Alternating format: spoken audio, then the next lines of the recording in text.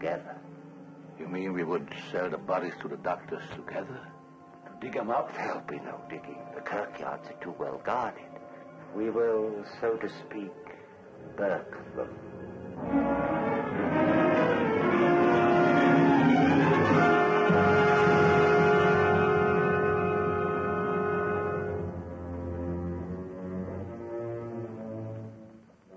Ray killed her. We can't be sure of that. I'm sure, and I mean to report it. It's like Burke and Hare all over again. That is. Grave robbing is one thing, but this is murder. You ordered this subject, received it here and paid for it. That makes you a party to murder. You must leave this house. I can't do that. You hurt McFarlane. Save yourself, Master Fetters.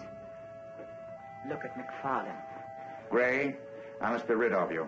You become a cancer, a malignant, evil cancer, rotting my mind. You'll never get rid of me, Tony.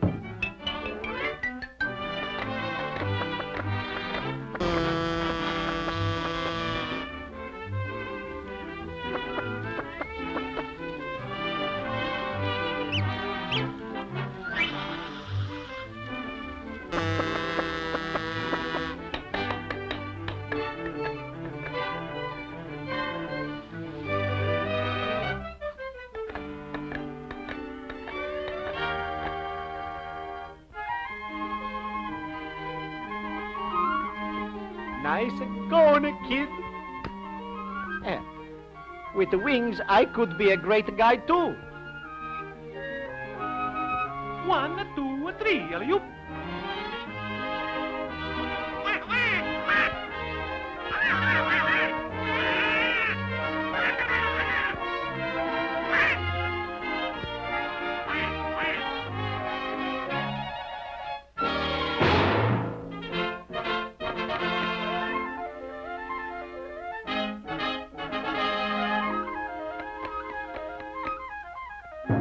Hello, Mr. Mercury. What I can do for you?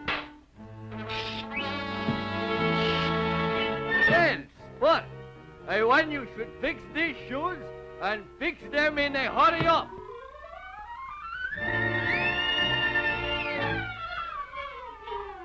Okay. By tomorrow, these shoes will be all fixed. Look, Sport, I have a date with Venus, and I want to look my best.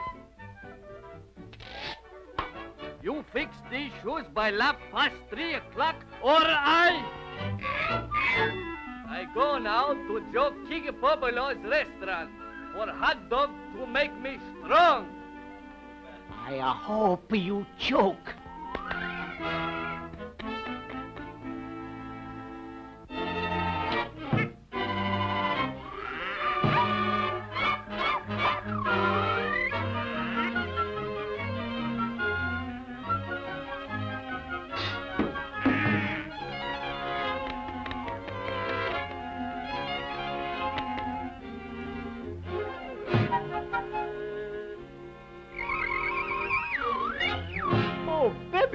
Nice going.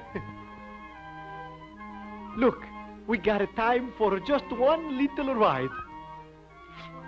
Whoa! Now, ready, set, go! Look, I'm got wings like an angel. I'm flying.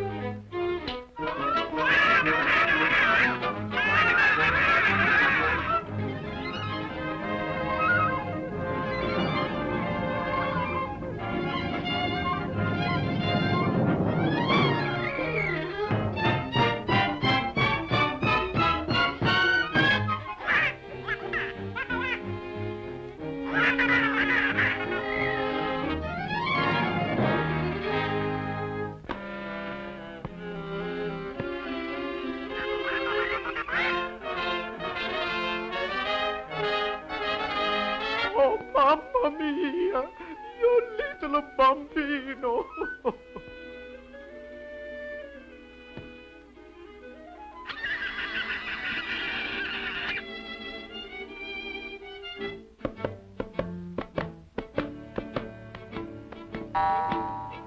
There, Mr. Mercury, everything is a first class.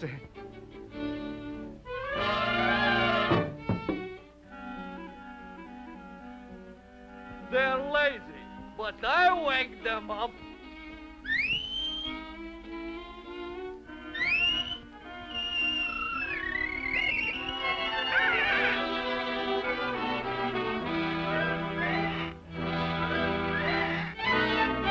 Well, how you like that?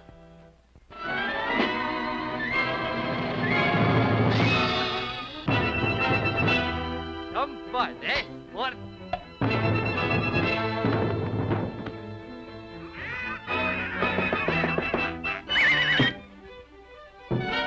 So you like to fly, eh? Well...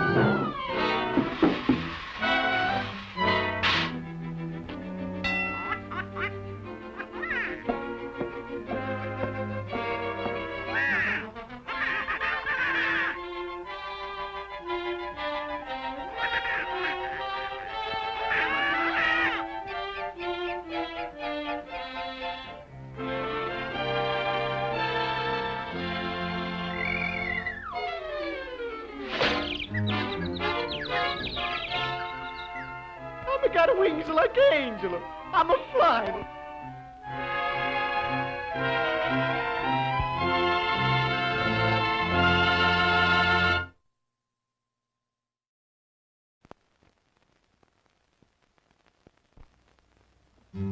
The day Craig Lewis won his scholarship, they told him he was in.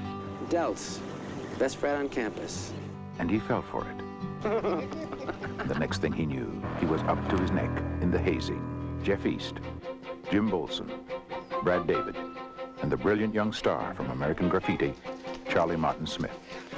Let's keep going. I swear it is freezing. A test of endurance becomes a lesson in nerve warfare that won't quit working on your nerves. We are Delts. We can do anything. Was he guilty or was he crazy? I'm gonna come unglued. I mean, they're gonna carry me out in a straitjacket. What's that supposed to mean? You'll find out when you learn what Craig Lewis learned the hard way. You can trust your friends, but you can't trust your brothers. The Hazing, rated PG. Parental guidance suggested.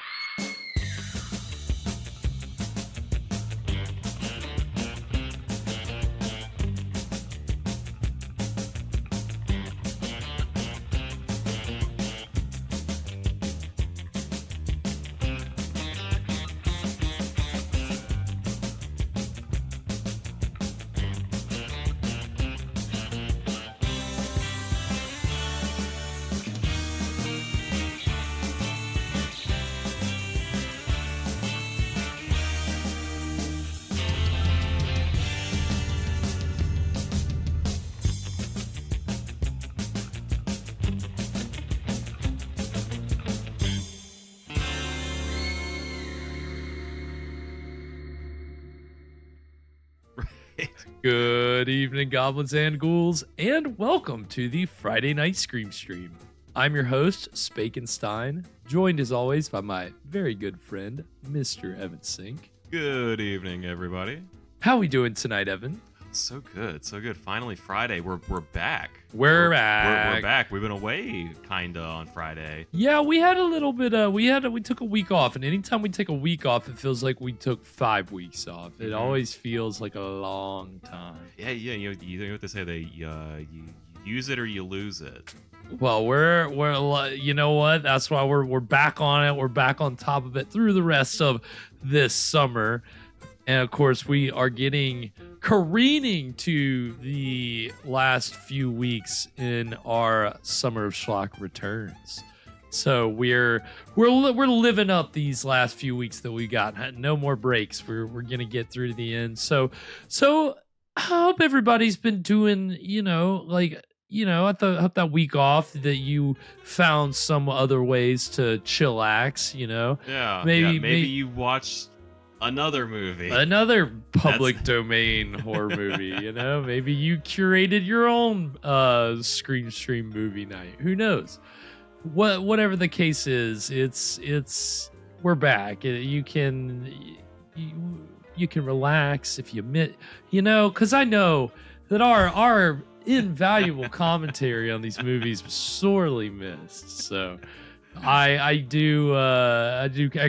can assure you now, you don't have to worry, we're back. But yeah, just putting on any old movie, it's just not the same. No, I mean, again, this whole program is specially curated. The movies we watch, even our other things like our Saturday Night Shockers, right? It's all carefully planned. It's all for you.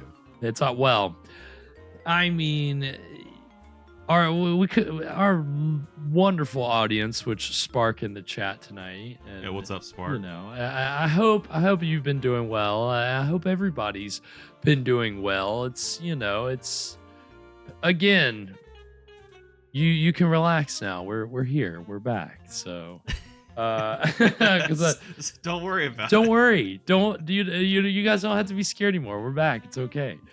No. So, but we're thrilled to be back and keeping it schlocky as we, again, specially curated.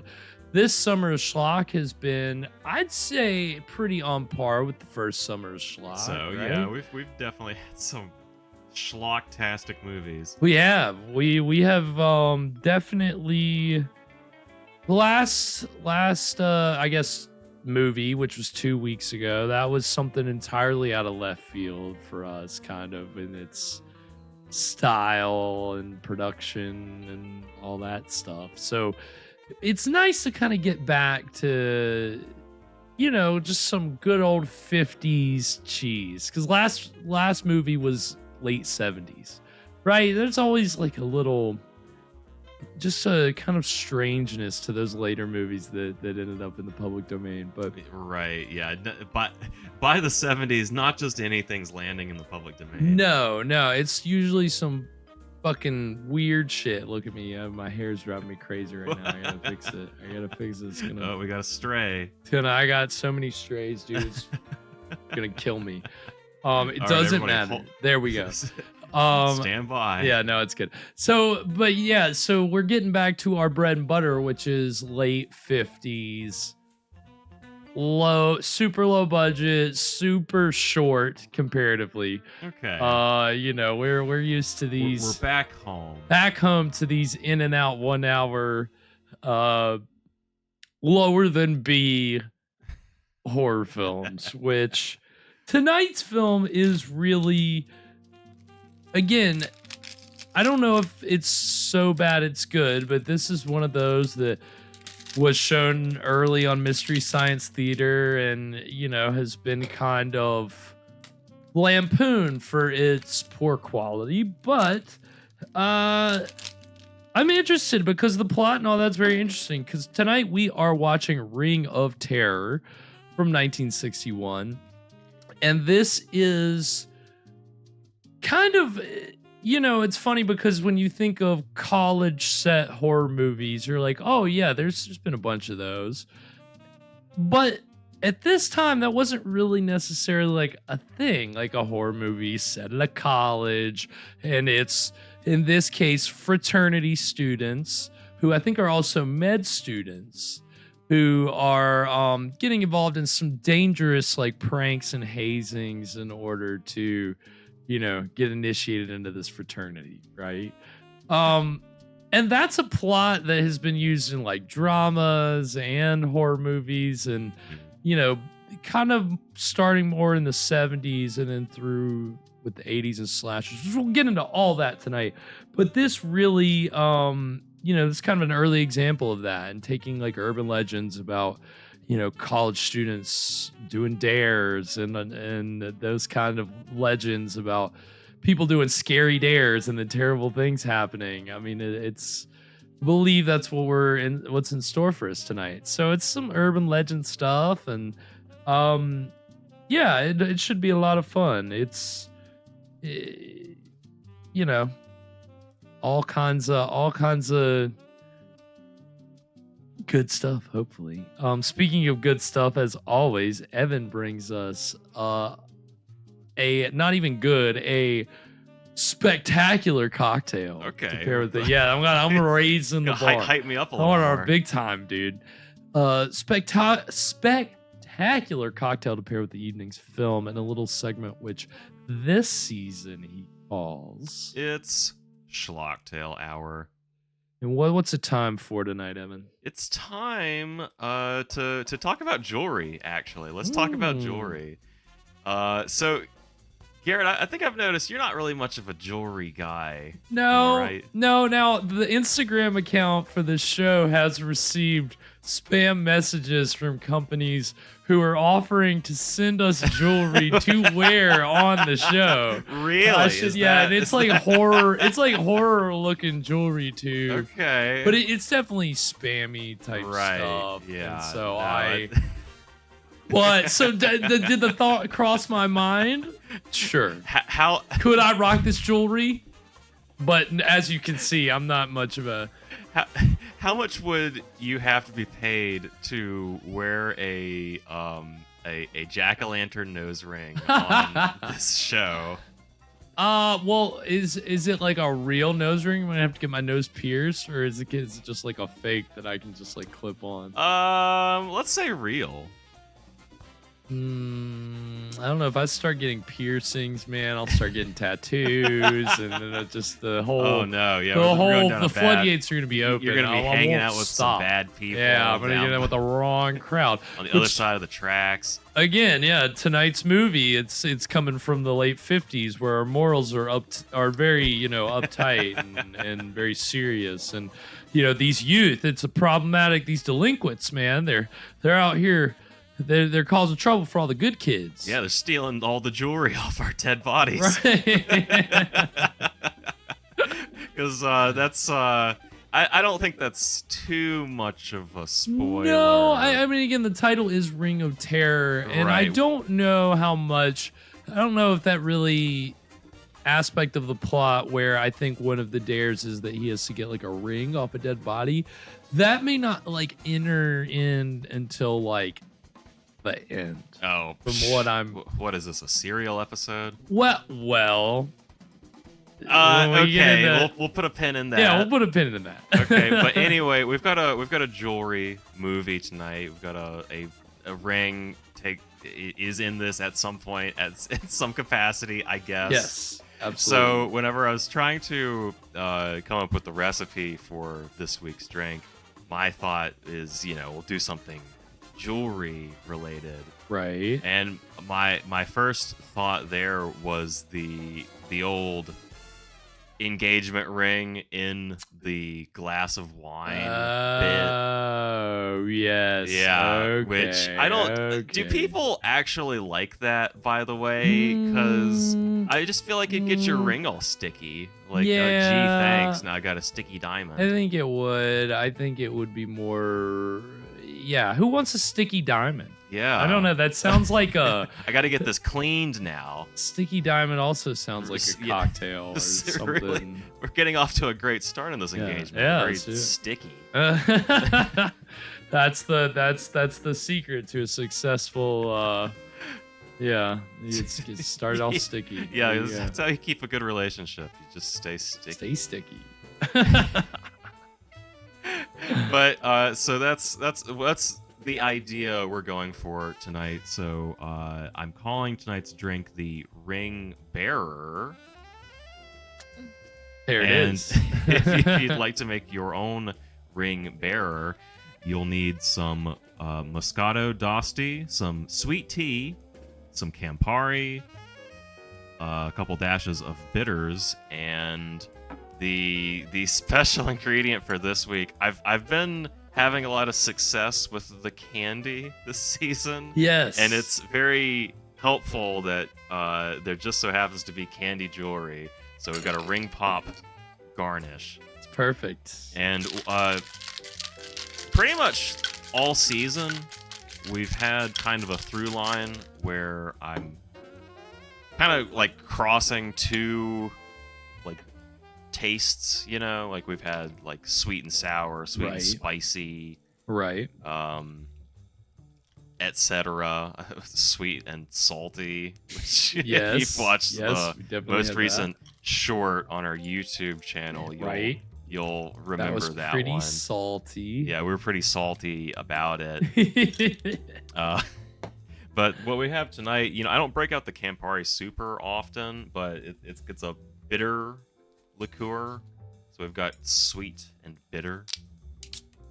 Interesting pairing. It should be. Now this Moscato d'Asti, it's a really sweet wine. Right. And I think this should play together, hopefully pretty well. Right. But we will find out. We'll find out. I'm mixing it up as we speak. So this is our party juice. This is for the initiation. It looks really good. Look at that. See, your ring kind of stuck to the bottom. Yeah, but I could kind of move it around a little bit. There we go. Yeah, it is kind of upside down compared to yours. Yeah. I feel. It's alright. Do you think anyone's ever gotten the ring in the glass and thought, "Oh my God, the waiter's trying to propose"? I just met this guy like 20 minutes ago. I'm here with somebody. It looks delicious. Well, we're gonna give this a try. This is the Ring Bearer. Cheers, everybody. Cheers.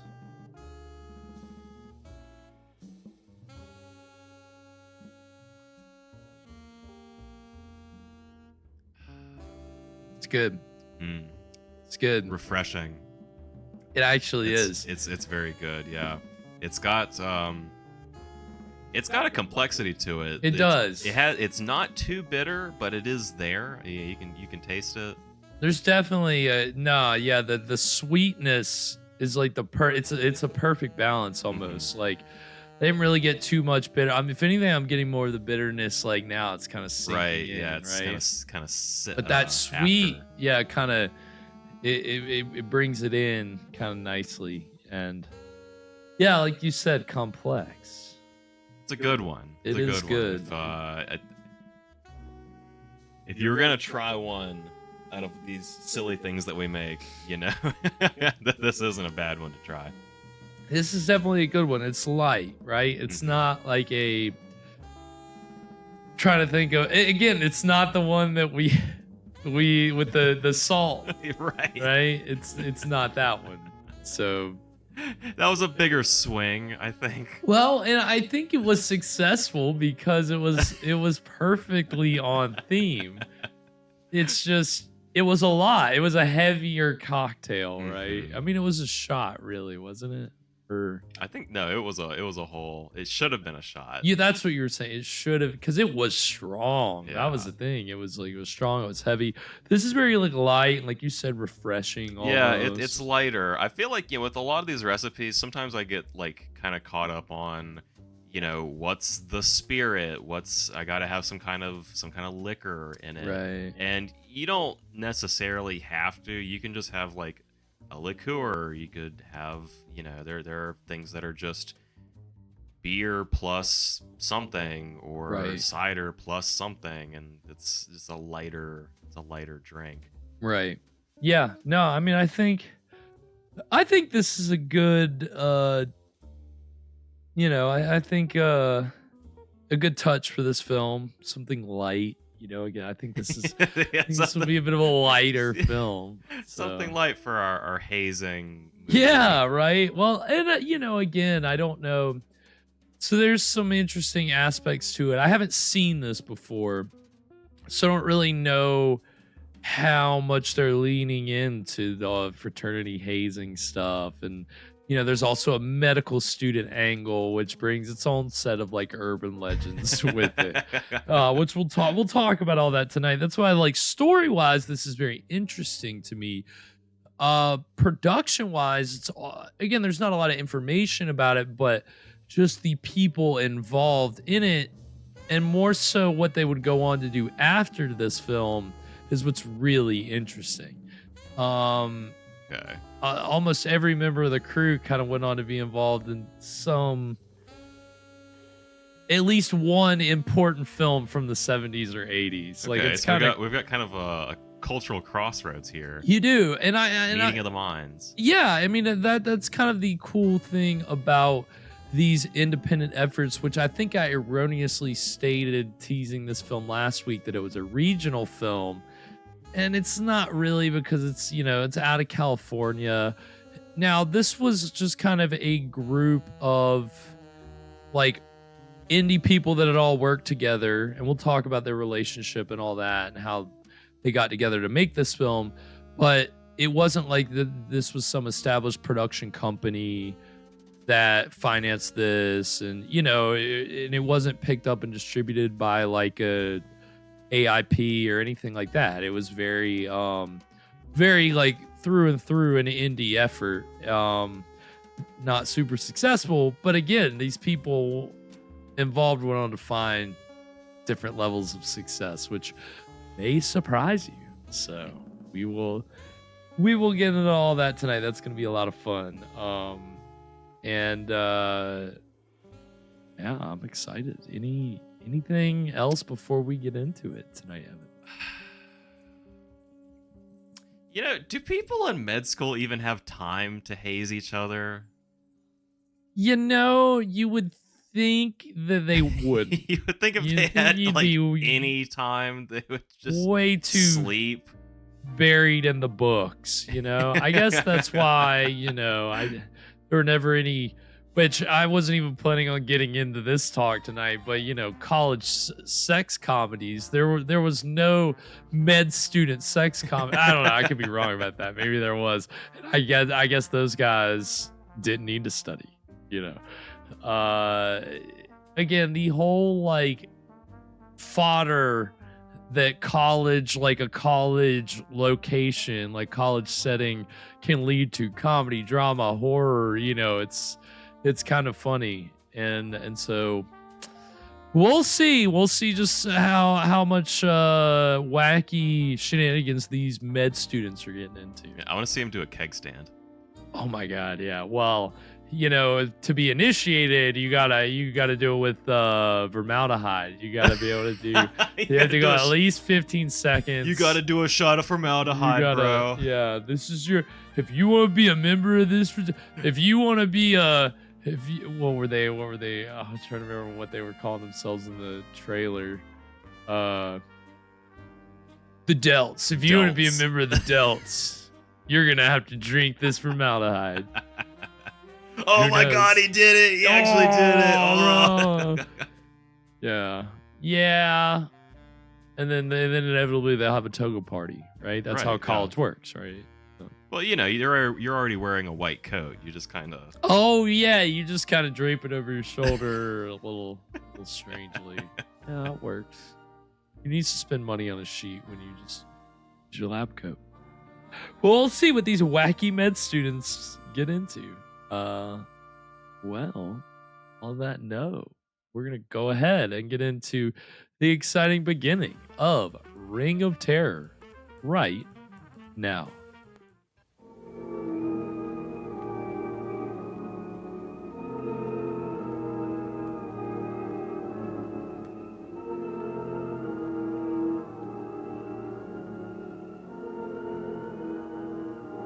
Okay. I like it. Spooky. Nice tracking. Whoa. Oh, we're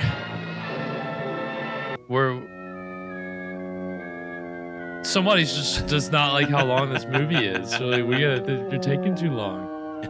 Look, we gotta lose some time here somewhere. Yeah, we don't need all this time on credits. Just cut it. Cut it all down. Cut it hard.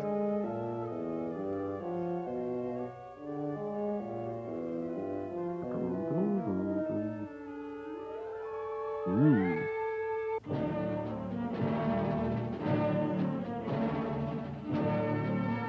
Rip.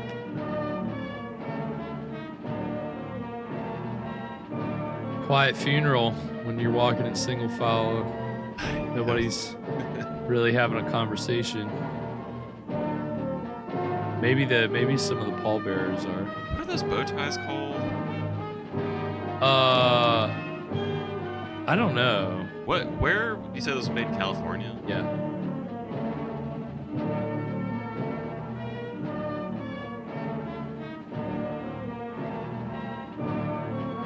Now, the DP actually was DP for a film we've already watched this season.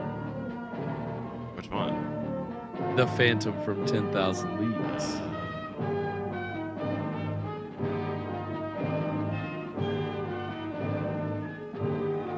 Yeah, there's another interesting connection to a movie that we've seen previously on this show that I was surprised to see.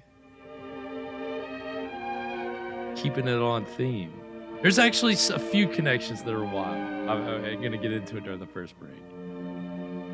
Can't wait. I'm so excited. Is there somebody from Scared to Death?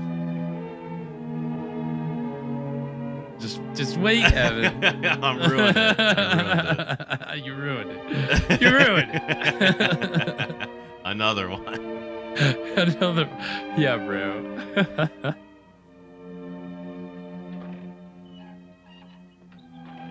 I mean, I'm liking this, eerie. There's an eeriness to this. Yeah.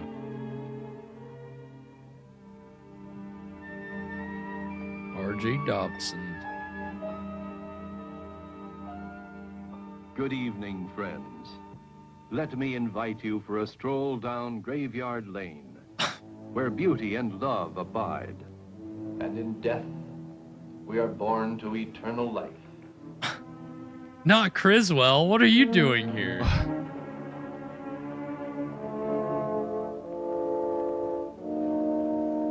All monuments, from the simplest to the most elaborate, stand erect on the closed books of the lives of our beloved departed. And each marker withholds many stories, some filled with happiness, some filled with sorrow.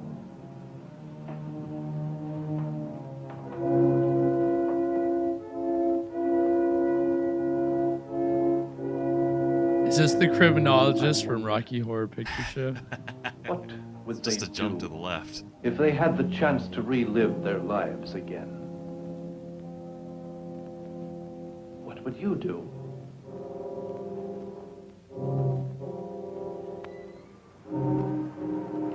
I don't know, RJ. What would you do? I definitely would have hazed more people. Puma? Puma? Puma? Humor. Where's the comedy? Puma? Plenty of laughs to be found in the cemetery. Just walks from headstone to headstone, just doubled Yuma? over laughing. Yuma! Yuma? Come to Rigor. Where are you? Yuma! What is he saying? Don't be afraid, Puma. Puma? Don't be Puma? afraid. What is this giant cat on the loose? I hope so. Puma! Oh, there you are, Puma. Oh, it is a his, cat. His regular Nice sized cat kitty. is on the loose. Puma. Nice Puma. Were you frightened, Puma? Nice, kitty. Yes, Puma. Now, just you and I go for a stroll, huh?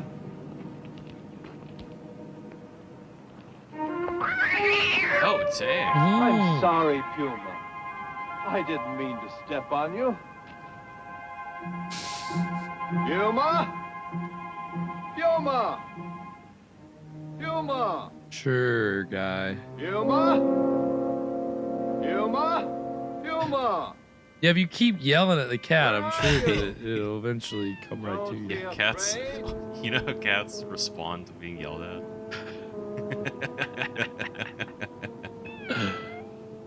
There, Puma. Come to Rieger, Puma. I'm sorry I hurt you. I didn't mean to step on you. Louis B. Moffat. February 3rd, 1933. November 17, 1955. I feared not. I remember him. I remember. Louis B. Moffat. Oh, what a frame up. What a frame story. Yeah, jeez. Here we go. This is college.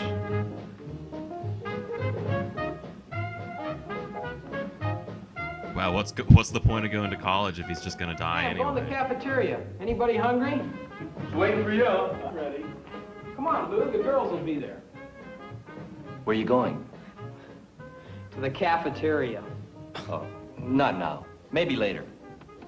Say, when is your first lecture in dissection? It's any day now. Nice. You're in for quite a treat.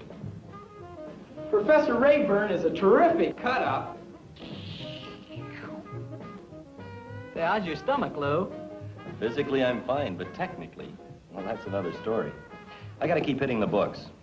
Betty might be at the cafeteria. Ah, come on, let's leave. Let's go, fellas. I'm stuck. I hope the hamburgers are good tonight. Hamburgers. I hope the hamburgers are good tonight. Why are we? What they always just serve us hamburgers at the cafeteria. Quite frankly, I was never so bored in all my life. We parked on the drive, and the first thing he did was turn the car light on. Aw. Then he opened the glove compartment, took out some paper, and read me 7 chapters from a book he's writing. What's the name of the book? Oh, that I remember. He called it The Beat Evolution. Alice, are you Jeez, sure what a there were date. no calls for me today? The phone hasn't rung even once. Hey, Has it, baby, Bunny? you want to hear my Not manuscript? even once. Gee, that's funny. When Louis says he'll call, he's always right on the dot. I wonder if anything's wrong. Are you kidding? Nothing will ever happen to that one. Why not? He's just like any other human being. Is he? Not from what I hear. What do you hear, Alice? Well, Jerry says he's got nerve that won't quit. My boyfriend Seymour says he likes him. Alice, you were saying something. I sure wish you'd finish. I just happen to think he's a little on the oddball side. Yes, Glass. Well, you might That's not the if you kind of understood lingo we gotta Think I do. start digging it. Well, pretty well anyway. I always get the feeling that I there's can a dig fight it. going on inside of him. I can't quite And explain it welcome, to you. Blaster. I hope you're doing But well it's this like evening. there were 2 people inside of him, 2 separate personalities trying to gain control. I know I'm not putting it right. But I know how I feel when I'm with him. Betty, I think you're in love with the man. I could be, if it weren't for one thing. What's that? Nothing seems to shake him. He's not afraid of anything. My Oh, husband- no. not. What do you think? Oh, could go crazy trying to figure the answer to that one. I'm going to call him. Why does this scene remind me of The Room? Well, it's gonna start getting pretty sticky in here in a few minutes. Oh, sticky. That's the word. Somebody- The magic word. She said the magic word. Somebody's getting a ring in their wine glass. Sticky.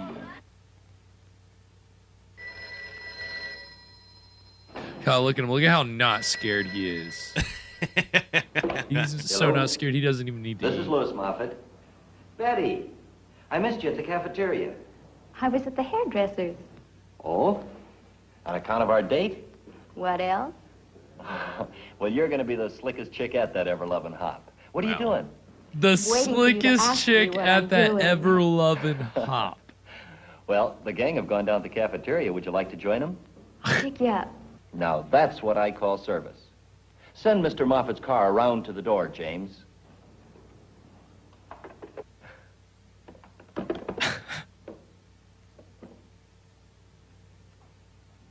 Oh my God. Not afraid of books, not afraid of girls, not even afraid of the telephone. This guy ain't scared of nothing. Nothing can shake this guy.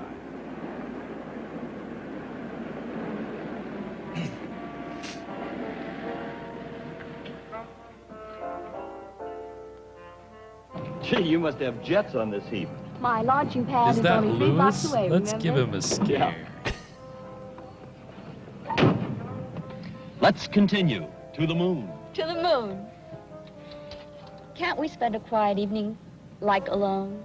Well, we're expecting Like- Professor Rayburn to notify us. The fellas ought to all be together in case he does. You know, the autopsy's being conducted at City Morgue, and John Does don't grow on slabs every day. We wouldn't be gone long. Okay, we go for a short drive, moonlight, and then to the cafeteria. You're so romantic.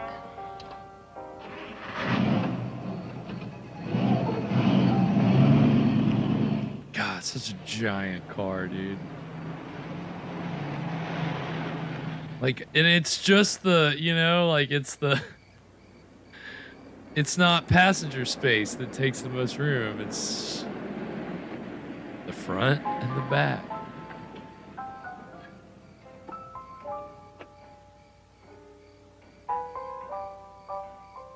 Magnolia blossoms. Aren't they lovely? In Glacier, I agree. They're either gonna see some kind of monster or a dude with a hook hand is gonna like come up and. Urban legend.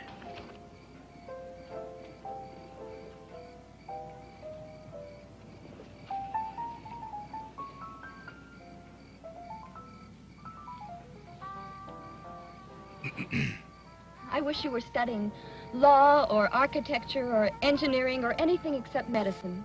But, darling, Just because your father was a doctor doesn't mean you have to carry on with a life that was set by someone else. Betty, we've been over all that before. I'm studying medicine not because Dad was a doctor, but because, well, I feel I have the qualifications that'll make a good doctor. For instance, I'm not afraid of any of it. I'm not afraid of the blood or the corpses or the operations. And things like that are important for a doctor to do his duties well. He's not wrong. He's not afraid. If you're not interested in all that.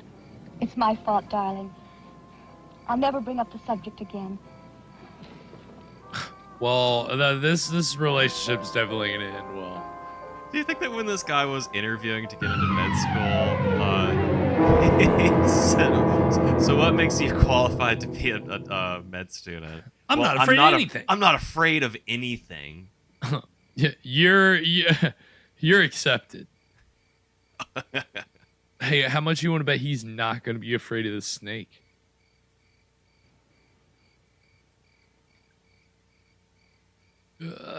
I'd be afraid. Yes. Yep, that car belongs to the snake now. Yep, that's how I would just leave that car there.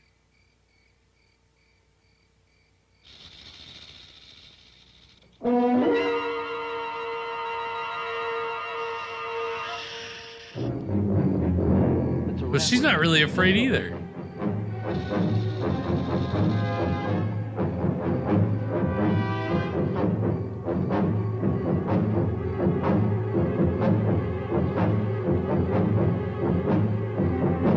What has he got?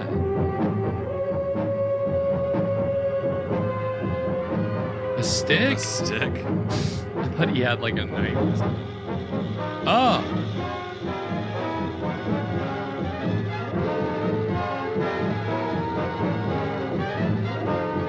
What? Oh, he's stomping it. Oh, no. Why? Was that necessary? No, he could have just thrown I it. thought he was just gonna, Toss it. Toss it into the brush. Are you all right, Betty? He just had to show her how brave he was. Yeah, he stopped that thing like an antelope. You're not afraid of anything. Not anything. He's so unafraid. They won't let us forget it. No, they're gonna spend the first third of the movie just establishing how not afraid he is.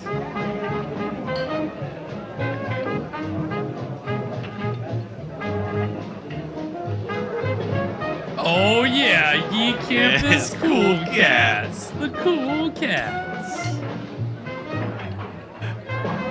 Yeah, that would be. That's the house band for the cafeteria, of course. Back in those days, you couldn't pay to have music playing through speakers, so you just had a house band. Now the cafeteria band.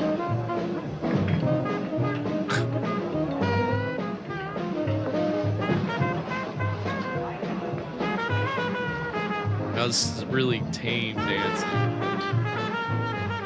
Tame, more like lame.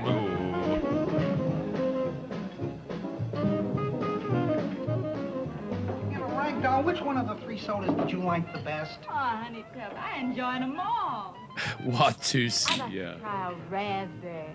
That's what. You'll have another one with me. I shouldn't. Well, all right. Hey, Howard, come here a minute, will you? What is it, Tiny? Bring Ragdoll another soda. Make it raspberry, will you? Tiny and Ragdoll. Hey, make it 2. 2 raspberry sodas. For the last of the big-time spenders.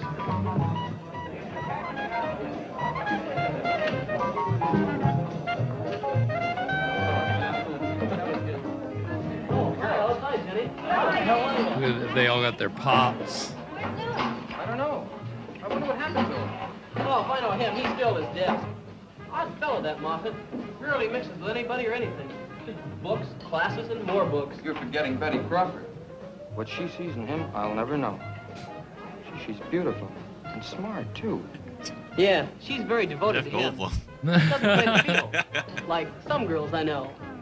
She coming to the hop tomorrow night? Yeah, with Lewis. He won't be there. Not if the autopsy's for tomorrow night.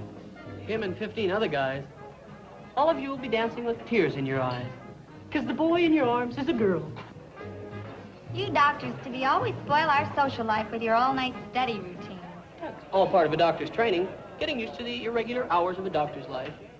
Oh, here they come Classic now. doctor things. Doctoring. Being a doctor. Always She looks like she just seen a ghost.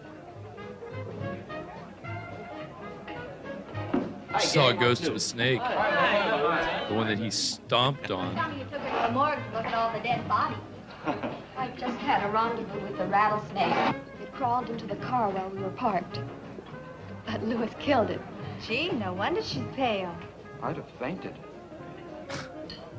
Lou, I saw Professor Rayburn on the way down. He said the coroner might have a stiff ready for us by tomorrow night. I love how Yeah, flippant they're talking about. He'll let us know the exact time. We got a dead body lined up. Begins our careers in medicine.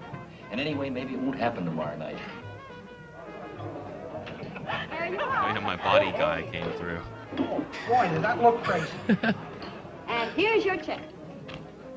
Check. Hey, is this a price? Or is that your telephone number? You'll have to do better than that, Tiny.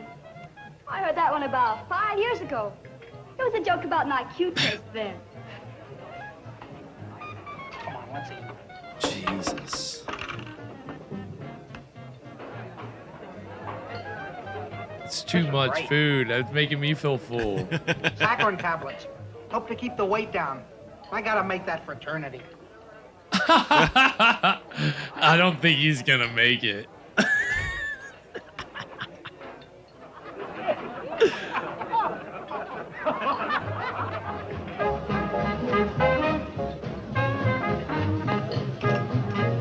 Hey, you know what?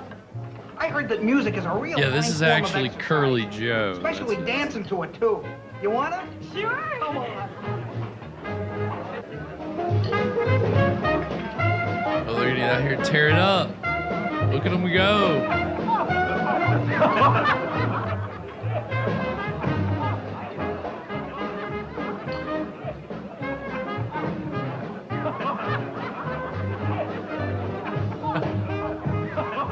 Some good, clean, wholesome fun. That's how all college kids are, right? Actually, I could never stand those people that make a scene in the cafeteria. No. Getting everybody's attention, do something like, I'm trying to eat. This isn't showtime for you, okay? Right, yeah.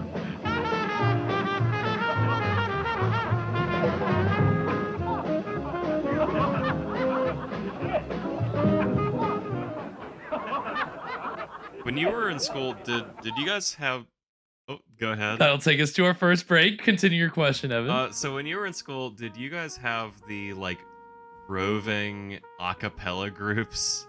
Yeah. Because I don't know why that was such a thing, but y'all probably had it in, like, droves, oh right? my god, man, they were everywhere. Like, when I lived, my first year, in that huge high-rise dorm complex, all the time, like once a week, you just hear a harmony of like 4 or 5 guys outside in the courtyard, and then everybody comes out and looks over the balcony. It's like, guy, I'm trying to study. I mean, I can't say that it ever had that I came across it too often, but I definitely came across it a few times where I'd be in the cafeteria or I'd be walking somewhere.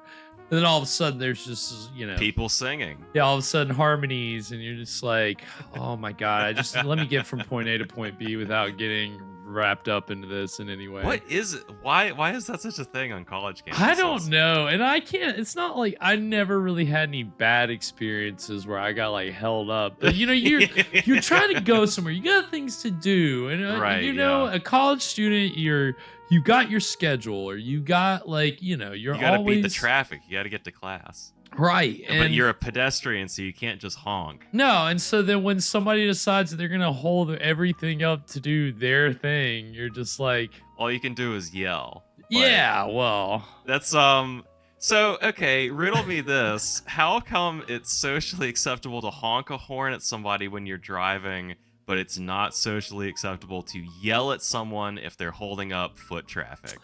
Yeah, it's your voice is your horn, right? Like, that's all you got. Like, I guess maybe if you honk at them with your voice, maybe that's a little more socially acceptable. That means move, or get out of my way, or you're being a jackass or something, A honk can communicate many things.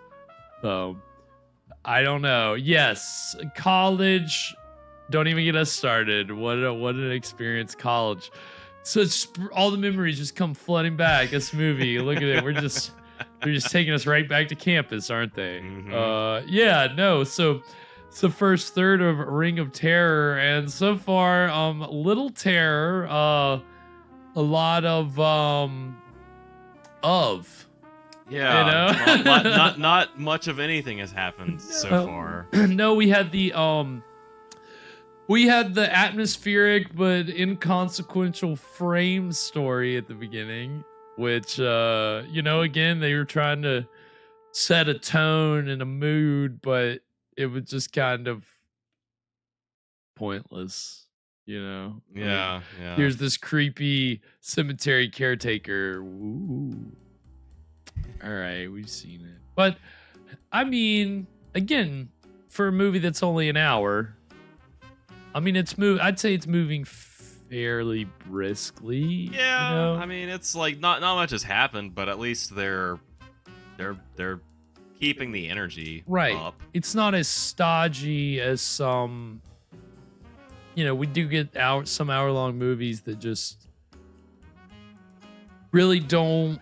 They'll have scenes that go on for a very long time, and there's not really like. I think the last movie we watched was pretty incompetent in that way, right? Like, at least here there's some knowledge, there's some characterization going on, right? And again, that does speak to the crew that was involved with this film, even if it's just extremely heavy-handed.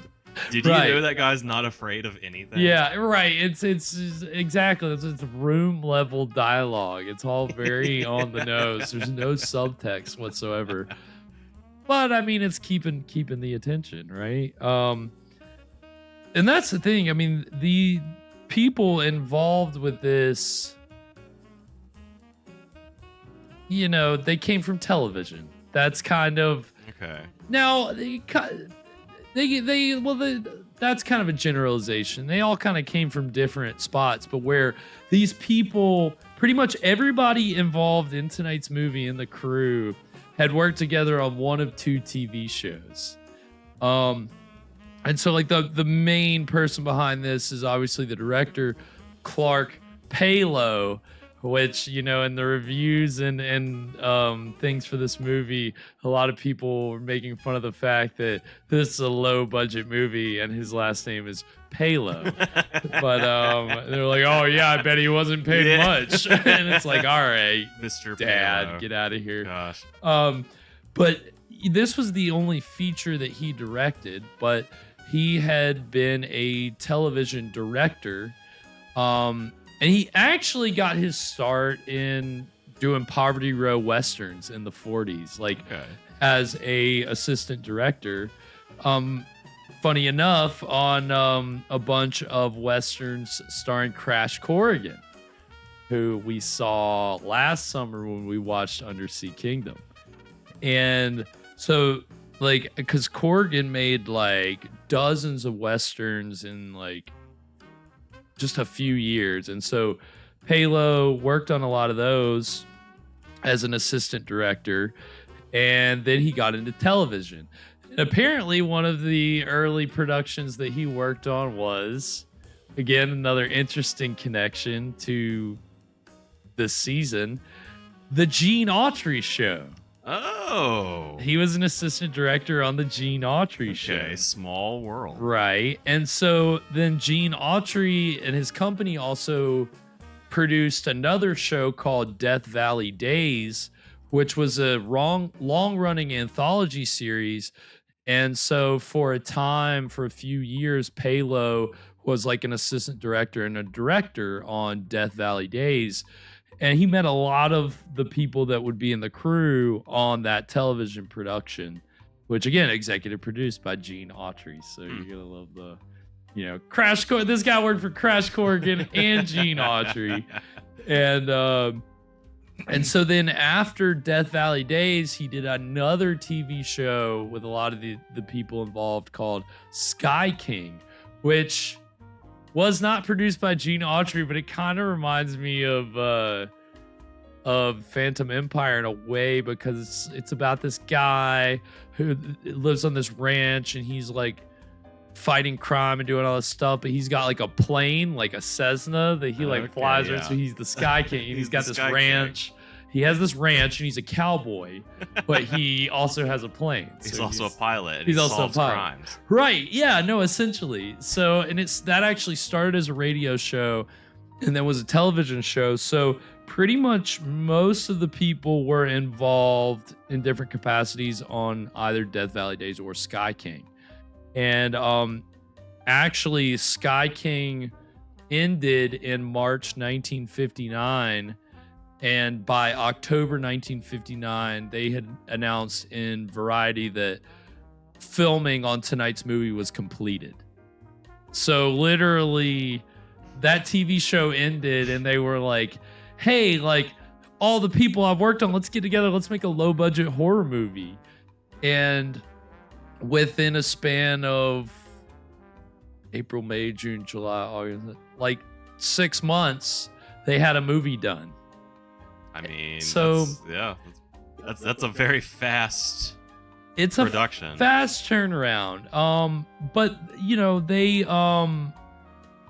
know, that was kind of like it was a gamble. It didn't necessarily pay off, but it was a gamble. And so you know, people involved in the production, you know, obviously this wasn't a success, but most of them went on to do well-known things. So that's the director of tonight's film, Palo.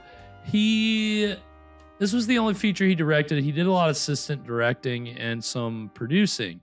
He assistant directed some of the Beach Party films, which we've seen some trailers for and talked about. I think he AD'd Ghost Invisible Bikini, which had Karloff in it.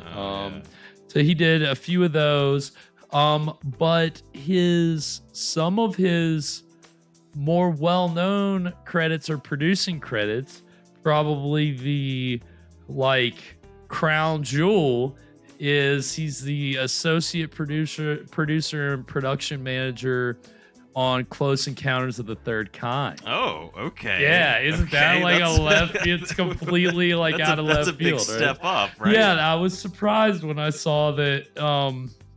And he, he didn't necessarily have big things before that. He had some other. He produced this weird horror western in the 70s called Hex. That was one of the few things that he produced.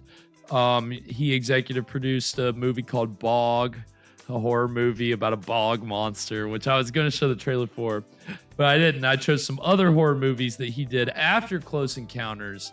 He produced some other horror movies, but yeah, Close Encounters is the biggest thing, and I have no clue how he got involved in that. Good for him. But he seemed to be pretty heavily involved in, there were two other producers who were also the screenwriters, and then him, and then Spielberg, obviously.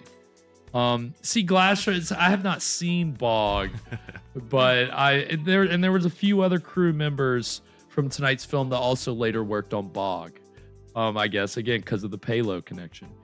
I'm gonna hold off talking about the other crew members until after the break, because the break we're gonna get two Palo produced horror movie trailers for movies that came after Close Encounters. The first is for a horror film starring Michael Caine called The Hand, which is, I guess it's a play on that kind of urban legend about the hand that,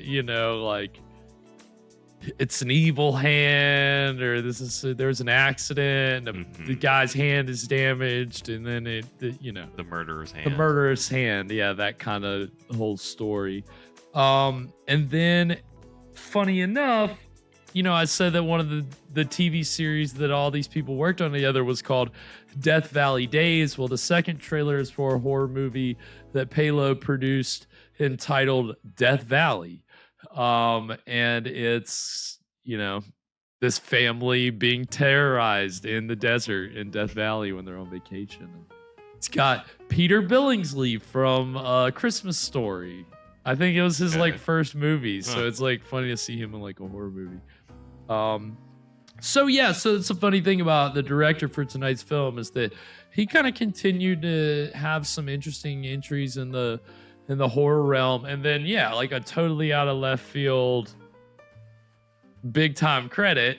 And when we come back from the break, you'll learn about some other big time credits. It's including an Oscar winner who worked on tonight's film. So for that. Okay. Well, I'm can't wait to find out. Yeah. So we're gonna get these two Palo produced horror movie trailers, and then when we come back, we'll get into the exciting middle of Ring of Terror. So stick around. We'll be right back.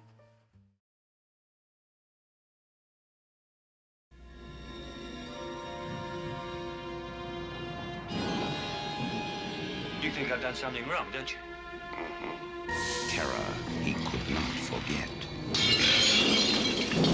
You think there's something in there, don't you? Torment he could not bear. You want to see? Truth he would not face. Hey! Take a look! Orion Pictures presents Michael Caine in The Hand. You don't want me to go to New York with you, do you? I'm not talking about a separation or anything permanent or anything like that. I thought you understood that. I thought that was why you said well, that I could... we obviously do not understand each other. Look out! Get back!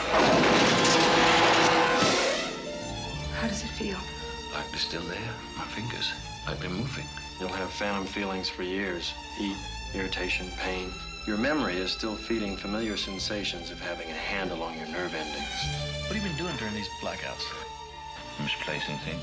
I'd be scared if I were you. Did you see my signet ring? No. Are you all right? Oh, yes. You never know what you can do. The unconscious is capable of anything. You could do anything you ever dreamed of and never had the guts to do. Hi. I like the way you look at me. Blackouts are nothing to fool with. You could kill somebody. It's all up there, and you'll never know. Know what? Who you are. Don't be afraid of the pain.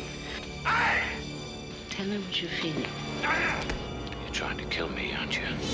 Sense it, feel it, touch it. You want to destroy me? What is your image? A man trapped in a nightmare, locked in the grasp of the hand. Oh, John. John? John? What's the matter? Why are you looking at me like that? There's no hand.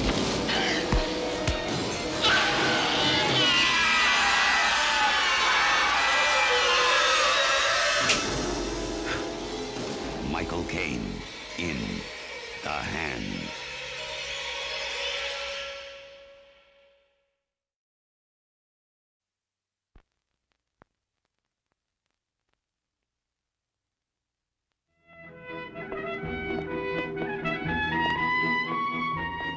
Billy thought the hardest thing he ever had to do was say goodbye to his father.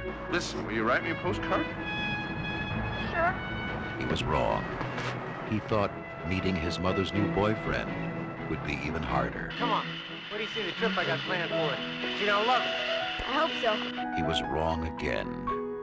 Billy found out on this vacation You look terrific, Billy. Yeah, real cowboy. Right, Mom? the hardest thing is just to survive. A new family together for the first time.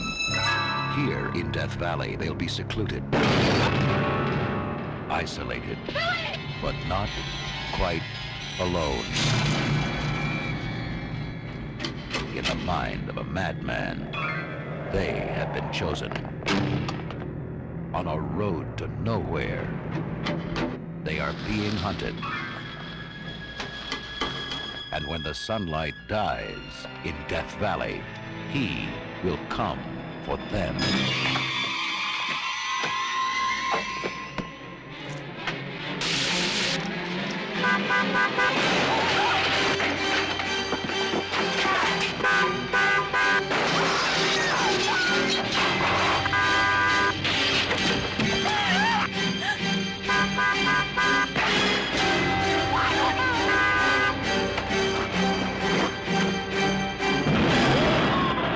Death Valley was a great place for a family vacation until the tourist business started dying.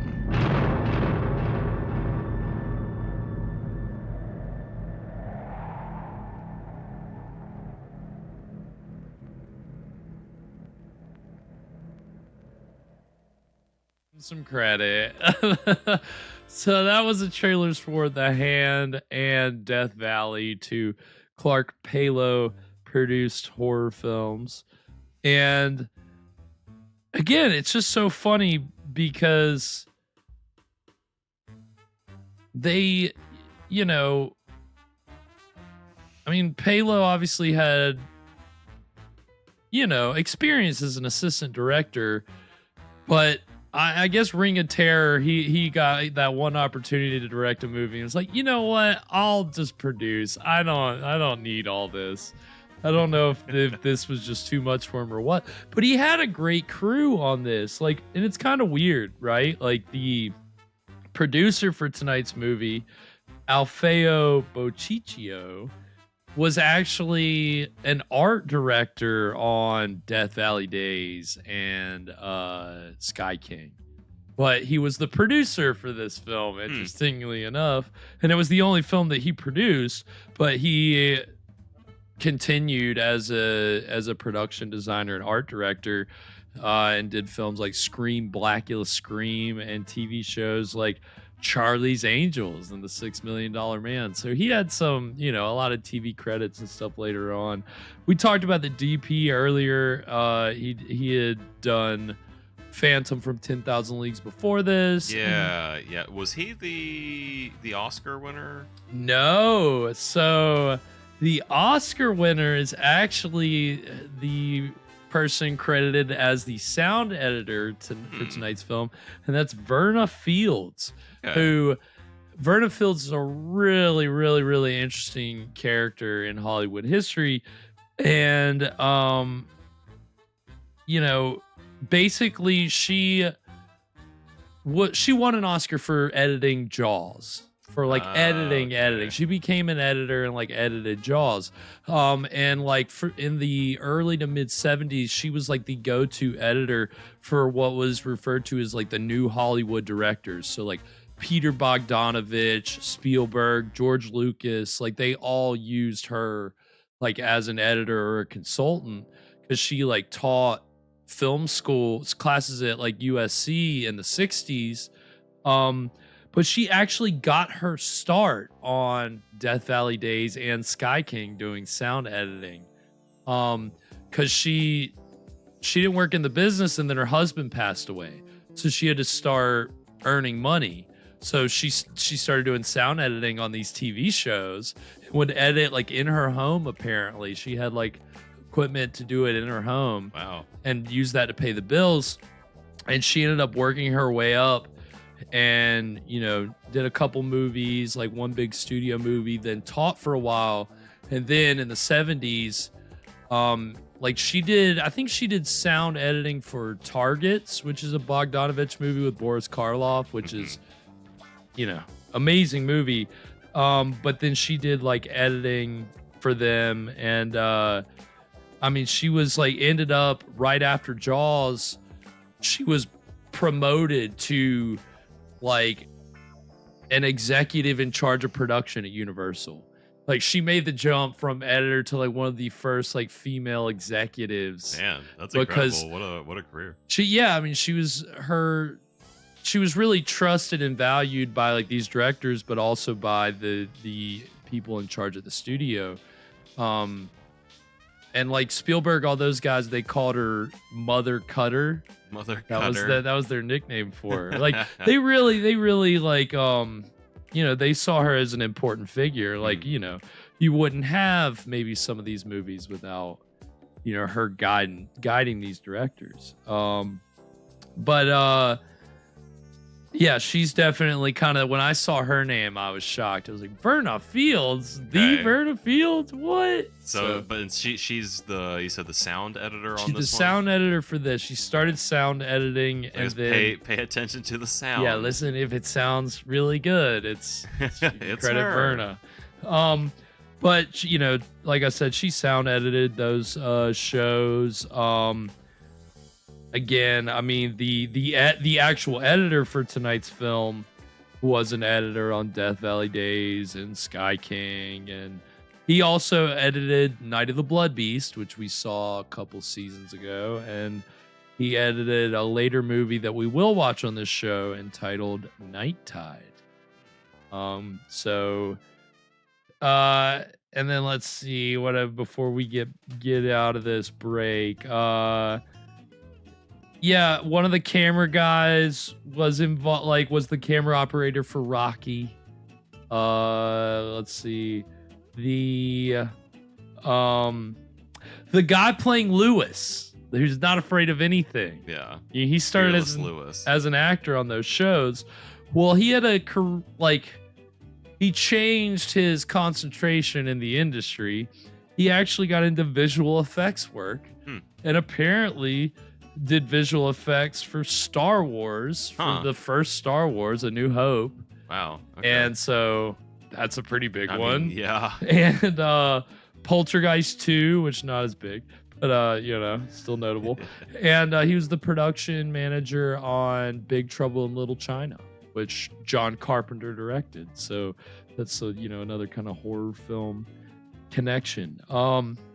So yeah, it's funny, a lot of the people that were involved, went on to do bigger things. You know, when we see a lot of independent films on this show, usually for a lot of people, the movie that we're watching is their only credit, right? Yeah, the only thing they ever did film was. Right. So finding all these the people behind the scenes here had done other things or went on to do other things. Do you think it might have something to do with the fact that this is just coming out of California? Yeah. And where that's why I say you can't really call it a regional film, because I mean they're in the industry hub at the time. So every resource they could have needed or wanted. Again, the independent spirit is there, but You're still in the orbit of Hollywood. Right, exactly. So they benefited from that. But and we'll talk later about the interesting tagline for this film that kind of gets into the story behind it and all that stuff. But and the last crew fact I'll give you, as I said earlier, is that we do have a connection to Scared to Death. Right, yeah. What could that possibly be? So that is with a makeup artist, Roland Ray, who, again, makeup artist on Death Valley Days, but he had before this, he did the makeup on Scared to Death. So that's our second Scared to Death connection in a week. That's a weird. week, dude. You know this is a good week for me. Anytime we're on Scared to Death, I can harp on that for a little bit. You know, I'm happy. So yeah, when I saw that today, I was like, of course, because of course there's a Scared to Death connection with this movie. Why wouldn't there be? You don't know how happy that actually. We keep going, we'll just find all the Scared to Death. We will. It's they will never stop. They will. We could just put it like a pin board behind you and just start. Yeah, I'm gonna look like one of marking. those crazy people. I really should though at this point. Yeah, so I was pretty tickled by that. But speaking of tickled, I think that Lewis was pretty tickled by that snake. I don't think he was really. We know he wasn't scared of it. So. Completely unaffected. So, we're about to see. You know, they just got done at the calf at the Tyria. I don't know what slang the kids use for it, but who you want to call it? They wrapped Grub up house. the grub house. I like that better. That's so. I don't know. Is something actually scary gonna happen In this horror movie? In this horror movie? Who I don't know. knows? I Maybe. mean, I were we scared when that snake came in that car? Oh yeah, it was a real snake. It was a real. Yeah, they didn't fake that. Maybe when he was stomping on it, I don't think. Yeah, that man. What was up? That was with brutal. That That was like very. Very lame. Yeah, he was definitely into it. He didn't have to kill that snake. He killed it because he got a thrill out of it. Yeah. And I would say what they've been setting up, what we're waiting for the payoff is, but they keep teasing it is, oh, well, this autopsy, the doctor is, they keep hammering that home. We know that. I mean, this is one of those stories where you know that this character is gonna die because that's what the framing. He already told us that. Right. So how's it gonna happen? Maybe he should be a little more afraid. He just jumped on that rattlesnake. True. I mean, it could have easily bit his ankle. Bit his ankle. They didn't make. Well, I'll take that back. I was gonna say, he wasn't wearing great shoes, but honestly, I'm sure the shoes were better made back then than they are now.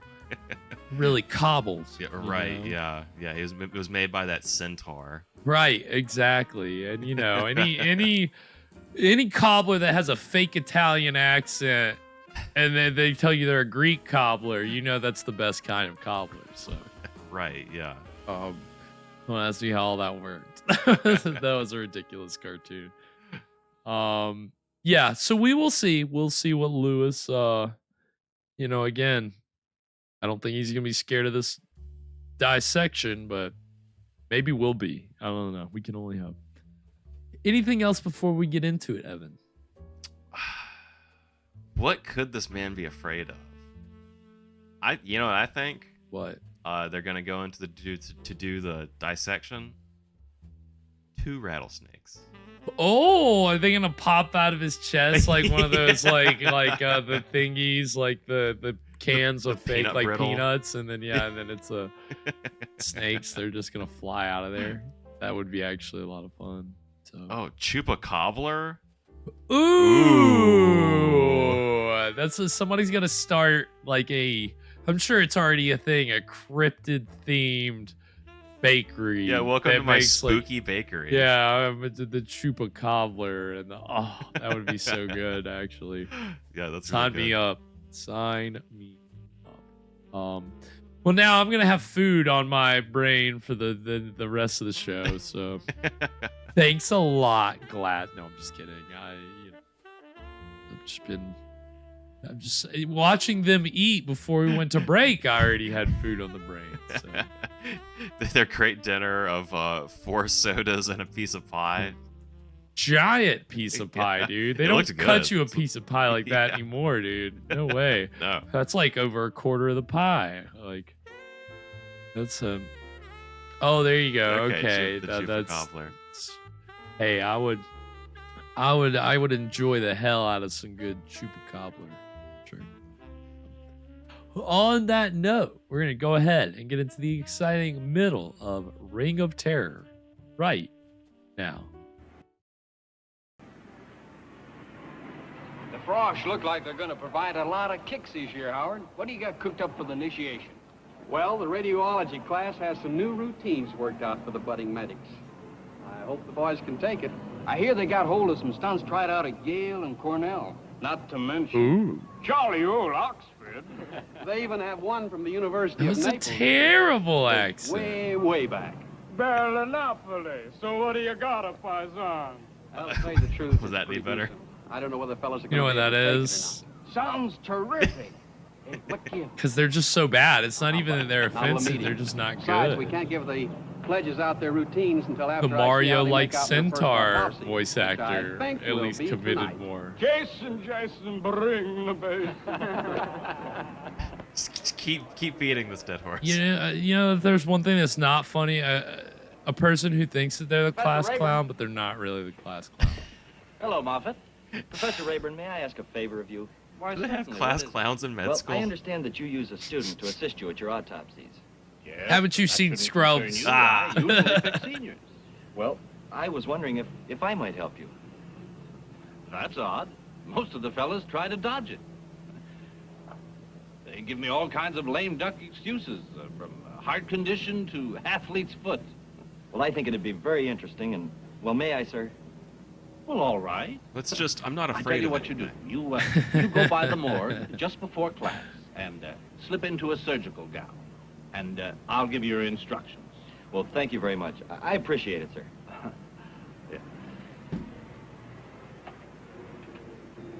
Wow, he ain't afraid of nothing.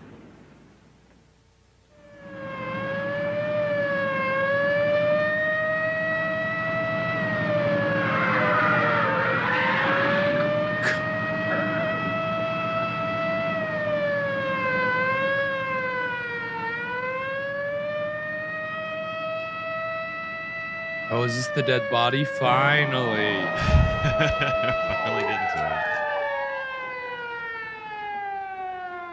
it. I just want to hear the characters talk more smack about the dead body.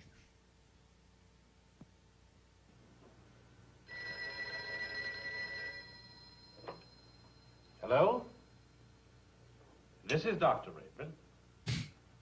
Oh, yes, Carl. You have one ready? Oh, no, it's not too late. I'd rather have it tonight. Well, you see, tomorrow is Saturday, and there's no class until Monday, so... Oh, that'll be fine. Yes, I'll notify the class immediately. Thank you. Man, this is just a normal day in this professor's life. Oh, boy. A body's coming in. It's like a kid on Christmas.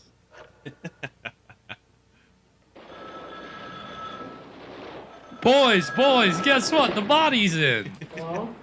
Great news, someone died. Professor Rayburn speaking. Oh, Professor Rayburn. Yes. Will you notify the boys to be at the city morgue 315 The Broadway boys. at 8:45 tonight. Yes, I'll get word to the others. City Moore. These college students. 315 Tell the Broadway. boys. These 30 to 8:45 40-year-old college students. Right. This is it, fellas. City Moore, 8:45 This is it, tonight. fellas. Listen, I'll go over to Morrison Hall and tell the rest. And Jim, you go to the North Dormitory and spread the word around. Let's go. Just all the med students are spread out all over campus, huh?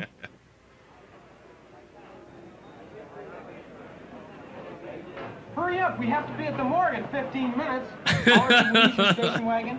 It's all right with me, but let's get going. And Jerry, you can I don't take think they're six, all going to can't be you? able to fit in that Yeah, I station. can take 6 with me. Good. We'll see you there. And remember, It's a 315 station Broadway. wagon, though. Come on, let's You go. got room in the back. You can get at least 15 in there. Oh my god, they're all piling it? No. Clown car. All the men did, though, I think. Oh, there's 2.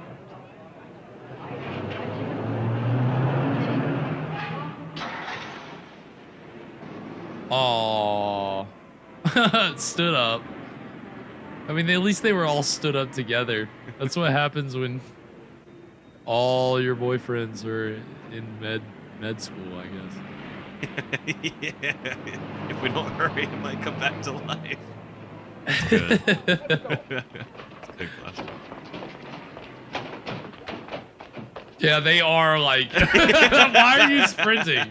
The body is not going anywhere, or is it? Yeah. Gentlemen, this is your first gastrovascular dissection. It is the threshold of your future medical career. Some of us may succeed, and some of us may falter. However strong we may feel, some of us cannot overcome certain inner emotions. And when we view an autopsy of this kind, let me say to you to feel free to leave the class if you should feel nauseous. It is sometimes difficult for us to accustom ourselves to the callousness of what is to follow. Mr. Moffat, will you roll in Mr. John Doe, please? Oh my god. All I can think of is that scene in Dracula Dead and Loving It where they're like doing the dissection. All the med students like are passing out, and he's like passing around like intestines and like the brain and stuff. Have you ever seen that movie? Oh yeah, I love that movie. Oh my god, that movie's. I watched that as a kid. I did too. Maybe Probably, too young. Yeah, probably, but The movie gets a little raunchy. it does. It doesn't necessarily age. Hasn't aged great, but Yeah, it's still pretty good. There it is.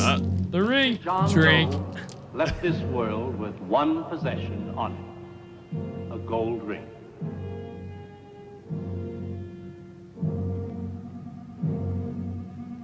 Yeah, I mean,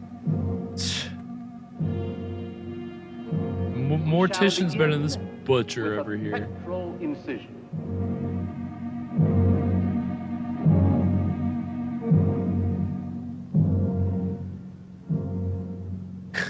Oh, can't take it. Oh no. Hold it in. You want a refill? Sure.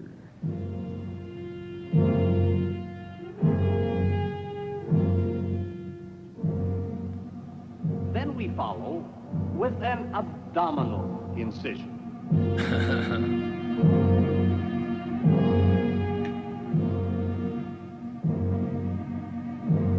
We have now exposed the gastrovascular. Glasser, I agree. He definitely.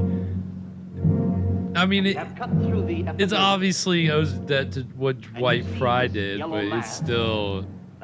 It's so hilarious that it's just like this is the ultimate Renfield for sure.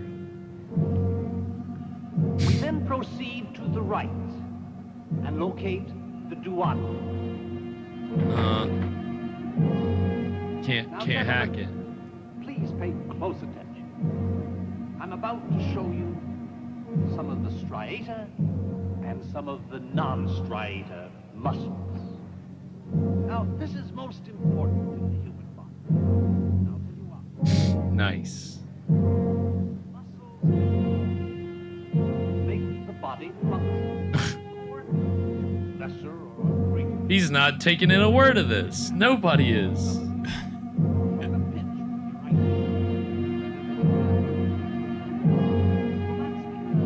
They're really milking this. Speak up. We can't hear you. Your right hand, you had one that was a plus stripe. It's really very simple. Now that we've made the pectoric incision, I want you to notice all the fleshy tissue up around the chest. This man must have led a very full and active life. Perhaps he was a carpenter or a bricklayer, but his muscle structure up in his chest is just fantastic. You notice all another indication. This guy is hot. Just fantastic. I don't usually comment on the shape of these dead bodies, but this is spectacular. It's like the hottest dead. Look like, well, chicken eggs sometimes, except chicken egg with a broken blood vessel in it, you might say. Oh. It's a kind of a dark, bloody mass. Yeah, they're all walking out of It's not very vomit. pleasant to look at, I must admit, but it's most important to the human anatomy. Well, not Lewis, Very obviously. important indeed. As we look in the upper chest cavity, you will notice something. The that is beautiful most upper important. chest cavity. The aorta. The aorta. Look at this aorta. It is damn sexy, isn't it? Now, gentlemen, you have just seen your first medical dissection. Mr. John Doe has rendered posthumously a great service to medical science. You just cut them all up for everybody to see. Is that a great service? Mausoleum of the Raven Hill Cemetery, where he will be stored for about a week in the receiving vault. After that week, he will probably be buried there in Potter's Field. Why's he got a whole funeral plan? You may escort Mr. John Doe to his grave. Would that just be customary to put him in the mausoleum for a week? It's the ring. The ring.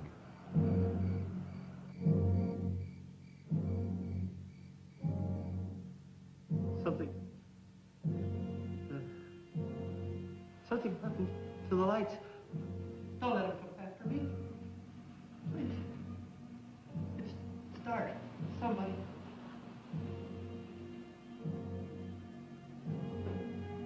I'm afraid. Jesus. Yeah, that'll give you nightmares.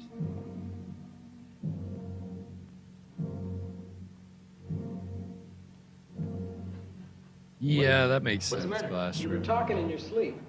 What's wrong? Having a nightmare? Yeah, I guess so. Is this the same ring, Pop? Yeah. What are you doing with my book? The Psychology of Fear. What are you scared of? You want another one? No. Come on, It let's just get some looked like sleep. it was a full one. And I was Oh. like, oh, my last one dissolved. Like, this looks... But it's just the magnification.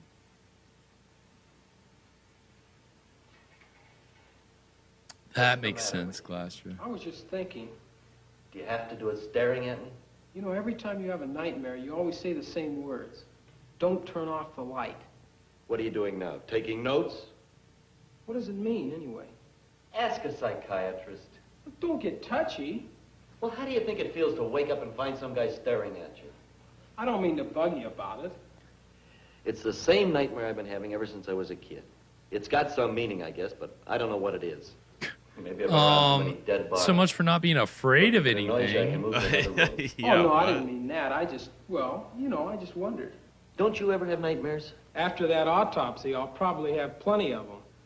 Look, it's 10 minutes after 4. Let's get some sleep, huh? This guy's really, that's a late night for anybody, let alone a college kid. 4. Might as well stay up to sunrise.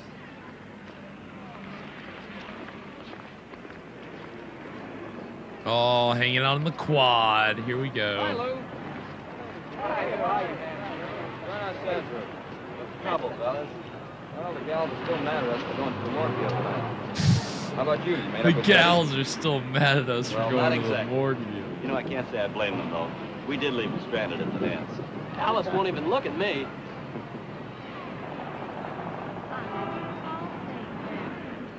I don't know how they have the nerve to want to speak to us even after last night.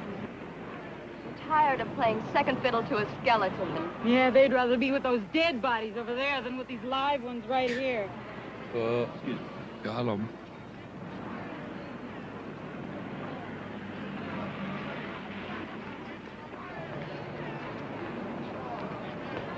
Betty? Betty, wait!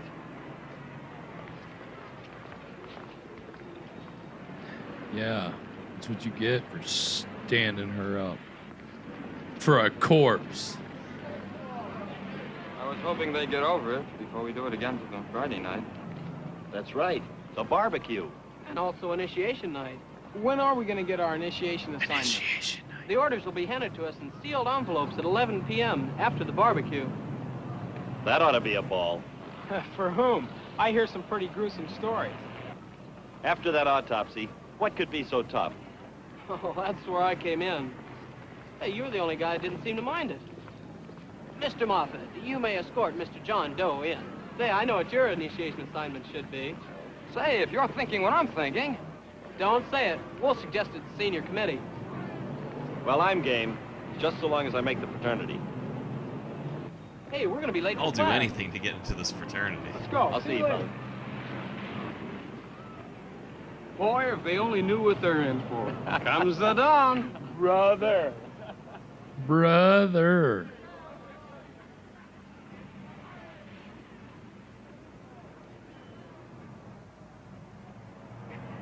Hello, Bob. Oh, hi, Moffat. Say, you handled yourself like an old pro at the dissection last night. How much nerve does it take to push a cart around? One with a dead body on it? You're trying to make it sound like a big deal. Hey, what's the story on you anyway, Moffat? I don't know what you mean. I mean, what are you trying to prove? And what makes you think I'm trying to prove anything? You're playing it bold and fearless these days. For some reason, too. Why? Why is this dude trying to pick a fight? Committee? Hey, look. I've been looking all over for you. You found me. You know Wayne Arnold? Yeah. He was killed last night. You're kidding. Driving that hopped-up car of his. Slammed right into a truck. They said he was going over 100 miles an hour when it happened. I'm going over to the funeral Some party car tonight. for Wondered if you wanted to come 1959. along. Gee, I'd like to, but I better hit the books. What's the matter? Scared, Moffat? You know, as a matter of fact, I can make it. After dinner, okay? Sure. Well, I better cut out. I'll see you then. So long, Bob. So long, Pete. Forget this really passive-aggressive conversation.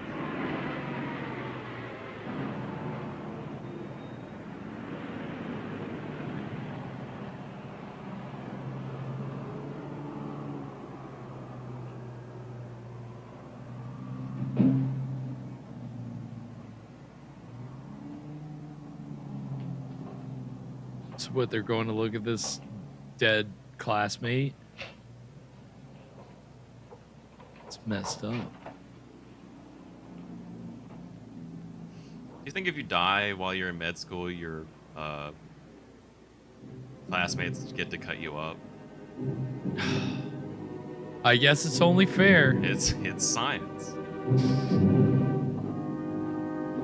Yeah, I think there is, now that I'm remembering it, there is that part in the Hippocratic Oath that says that if any of your colleagues die, it is your duty to slice them up for the good of science. Yeah, do no harm, but do cut up your classmates.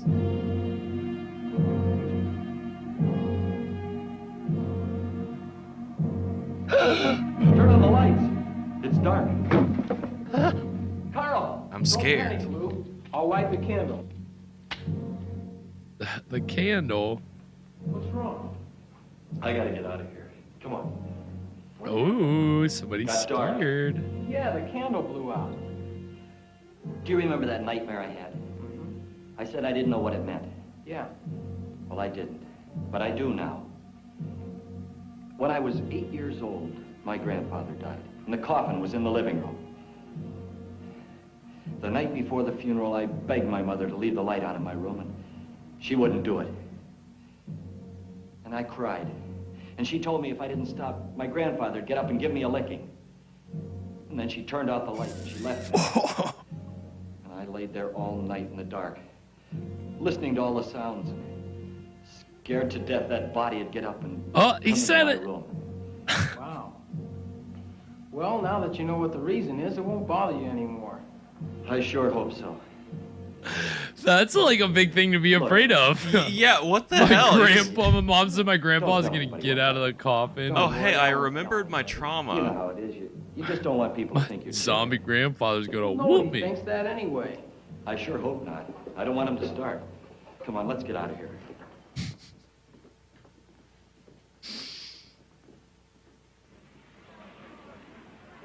It's kind of bonkers.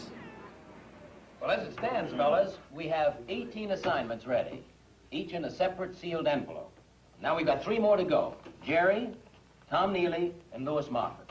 Say, I just got a great idea. Take this down. Okay. Why not have Jerry as Bacchus, king of wine? Now, tomorrow we forbid him to touch any liquids all day long, not a drop, mind you. And then at the barbecue, we let him have all the liquid he wants. You mean give him the works at Silver Lake Fountain? Great. Bad hazing. Oh, yeah. The homely boy in the chemistry class. Yeah. Got another great idea. You got it? Now, we all know how these shindigs come out, don't we? Sooner or later, every boy and girl disappears into the shrubs. Why not have Neely now? Get this. Okay. And have Neely dressed as Cupid. Flashlight, bow and arrow, the whole works. Have him search through the shrubs and kiss every girl right in front of her date. Be sure he wears his glasses for self-protection. Okay, now, Louis Moffat. Louis Moffat. Hey, Clark, where have you been? All of the assignments are made except one. Except Louis Moffat. We've got a great idea, and it fits him to a T. It's terrific. Go on, tell him. Listen to this, fellas. It's good. Well, at the autopsy, Moffat acted as if he'd played around with corpses all of his life. The entire procedure didn't bother him a bit. A galvanized stomach, huh? Professor Rayburn said that John Doe's body would be transferred to the Raven Hill General Mausoleum after the autopsy. Now, tomorrow night, after the barbecue, Moffat will be given... And that is gonna take us to our second break. So yeah, what's your observation there, Evan? ... What's he gonna have to do? What's he gonna do? Initiation time, dude. You gotta. I mean, again, this is what the kind of, like, it's funny when you look at like just the history of movies that have delved into the college experience, especially the United States films. There's like a clear demarcation line between like from the 20s, 30s, 40s up to the 50s. There's almost this romanticized version of like the good old college days. And it's about, like it's all very like, they're usually like period pieces taking place in the early 1900s. And it's all very innocent. And they didn't do anything too crazy. But then, in the 60s, that's when you started to get more of this like addressing of hazing as an issue and these initiations, right? And like obviously all this stuff I think really goes back to like certain urban legends around college students and med school students. And I mean, again, with med school students, it's a lot of stuff with dead bodies, right? The idea of, there was a dead body at the funeral home. Ones with the access. Right, exactly. So they're like, there's a lot of ghost stories and I mean, I know I've heard a few radio plays like on It's funny. My dad listens to the Sirius XM, like they play like classic radio shows on this one station. And there was one time about a med school student who they like his fellow students pranked him by putting the dead body in his room, but he thought that I don't know, it did something, it drove him crazy and ruined his life. And so then he like, it was this wild thing. And so, and obviously, I mean, you go back to like the old days in England with the whole, like with the body snatchers. Well, that was for medical students who sometimes the medical students themselves would go and like snatch bodies. And obviously, pranks are involved in like these stories. Like that's a lot of what it is. I think there's apparently a lot of urban legends around like nursing students, like and being scared, pranked by fellow students with like a dead body or like a hand or a foot or How would you feel if somebody used your dead body for a prank? Right. I mean, it's so funny like that how flippant it's like, oh yeah, med students, yeah, they'll just treat a dead body like a joke. It's like I think they have a little more reverence for a dead body than that, but they definitely do. There's more of like I don't know, it's just obviously there's a stigma around it, and there's urban legends around med students and their access, right, to these bodies. And so you have that, which I feel like is kind of mixed in here. But then you just have the in general fraternities and sororities and the idea of initiations. And that usually involves some form of hazing. And that, we saw in our pre-roll, there was that second trailer for, what was it? It was the initiate. Was it called? Oh, what was it called? The Hazing. Yeah, that's what it was called, right? So like I think in the mid to late 70s, there were a few movies that came out that like, it was like looking at the dark side of like these fraternity like initiations, right? So you started to have this more treatment of it as a serious subject, and then in the 80s, you get the slasher movie boom, right? And so it was inevitable that eventually you're gonna have college age kids, or you're gonna have even high school kids that they're trying to get into some fraternity or sorority or some group. So there's an initiation, and it usually involves something scary and it goes horribly wrong, right? So those are the trailers we're gonna see for our break. The first is for I don't know if you can say that it kicked it off in terms of like the, kind of focusing on these legends, but the 1981 film Hell Night involves pledges for fraternity and sorority having to spend the night in a haunted like mansion or house. And so there's all these like, it seems like pranks at first, but then it turns out there's a killer going around killing everybody. It's got Linda Blair from The Exorcist. And I haven't seen it, but it is, it very much plays on that idea of college students having to do this initiation that, and there's like urban legends about just like, oh, this person had to do a dare to stay the night in a haunted house. And if House on Haunted Hill, even, right? Right. There's a certain urban legend behind that of, are you brave enough to spend the night in this haunted place or in this scary place, right? So it's the second trailer kind of leans more into like the cemetery angle of it. And it's for a film called One Dark Night, which I think that one is about high schoolers, but it's this girl's trying to be initiated into this group and she has to stay in this mausoleum, but there's more of like a supernatural element to it than just, kind of like psychological terror or a slasher killer. Like it goes beyond that. So, but it deals more directly with that idea of spending the night in the cemetery, spending the night, because that's another kind of the equivalent of the haunted house thing. I feel like I've heard both pretty equally. So it's funny,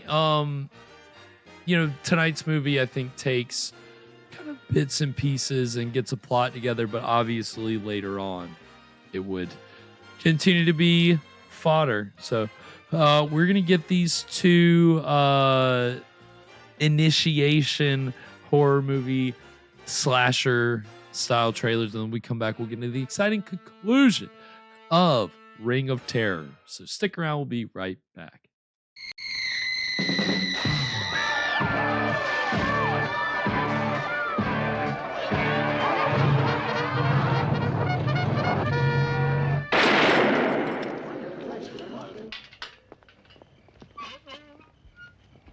Welcome to Garth Manor. In order to be a member of Alpha Sigma Rho, one has to do what? To stay in Garth Manor one night. And why is this night so special? Because 12 years ago, Raymond Garth murdered his family here and then committed suicide. Now, when the police arrived, they discovered a note written by Raymond Garth describing the entire gruesome act. But strangely, they only discovered 3 dead bodies. Andrew is still believed by some to be living somewhere within this house.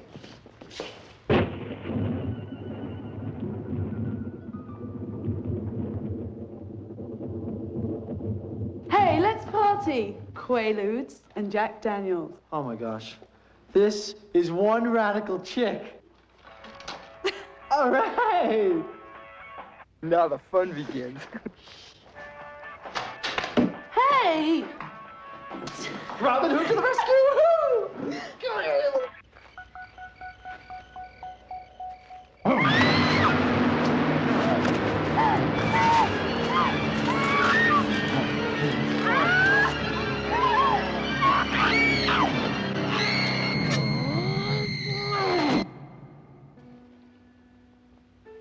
Who's there? Peter, is that you? Cut the bullshit, Peter.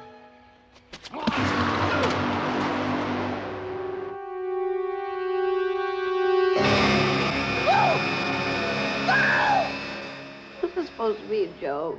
I can't believe it. What about Seth? Seth is bringing back help. Seth isn't coming back.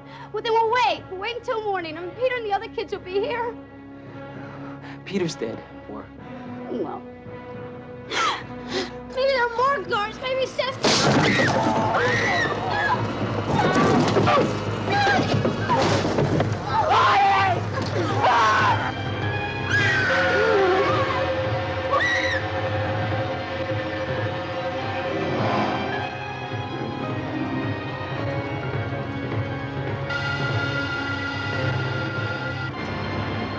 Pray for day, hell night.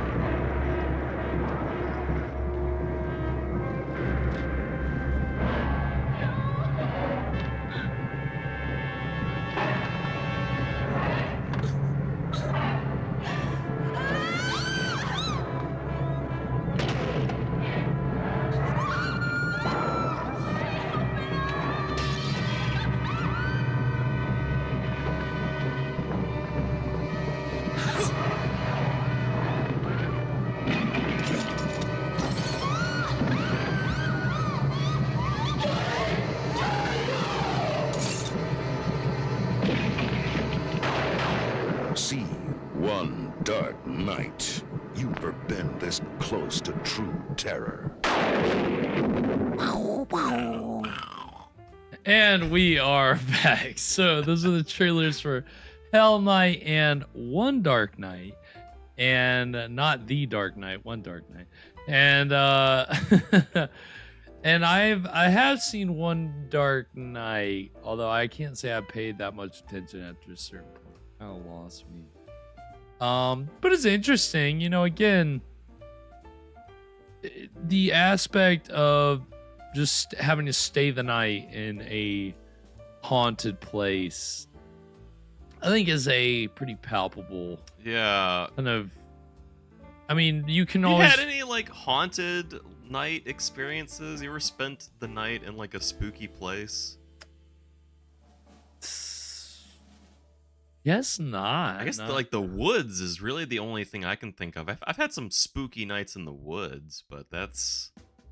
Yeah, I can't say I've spent enough time, like, sleeping in the woods to say that I had a truly spooky experience.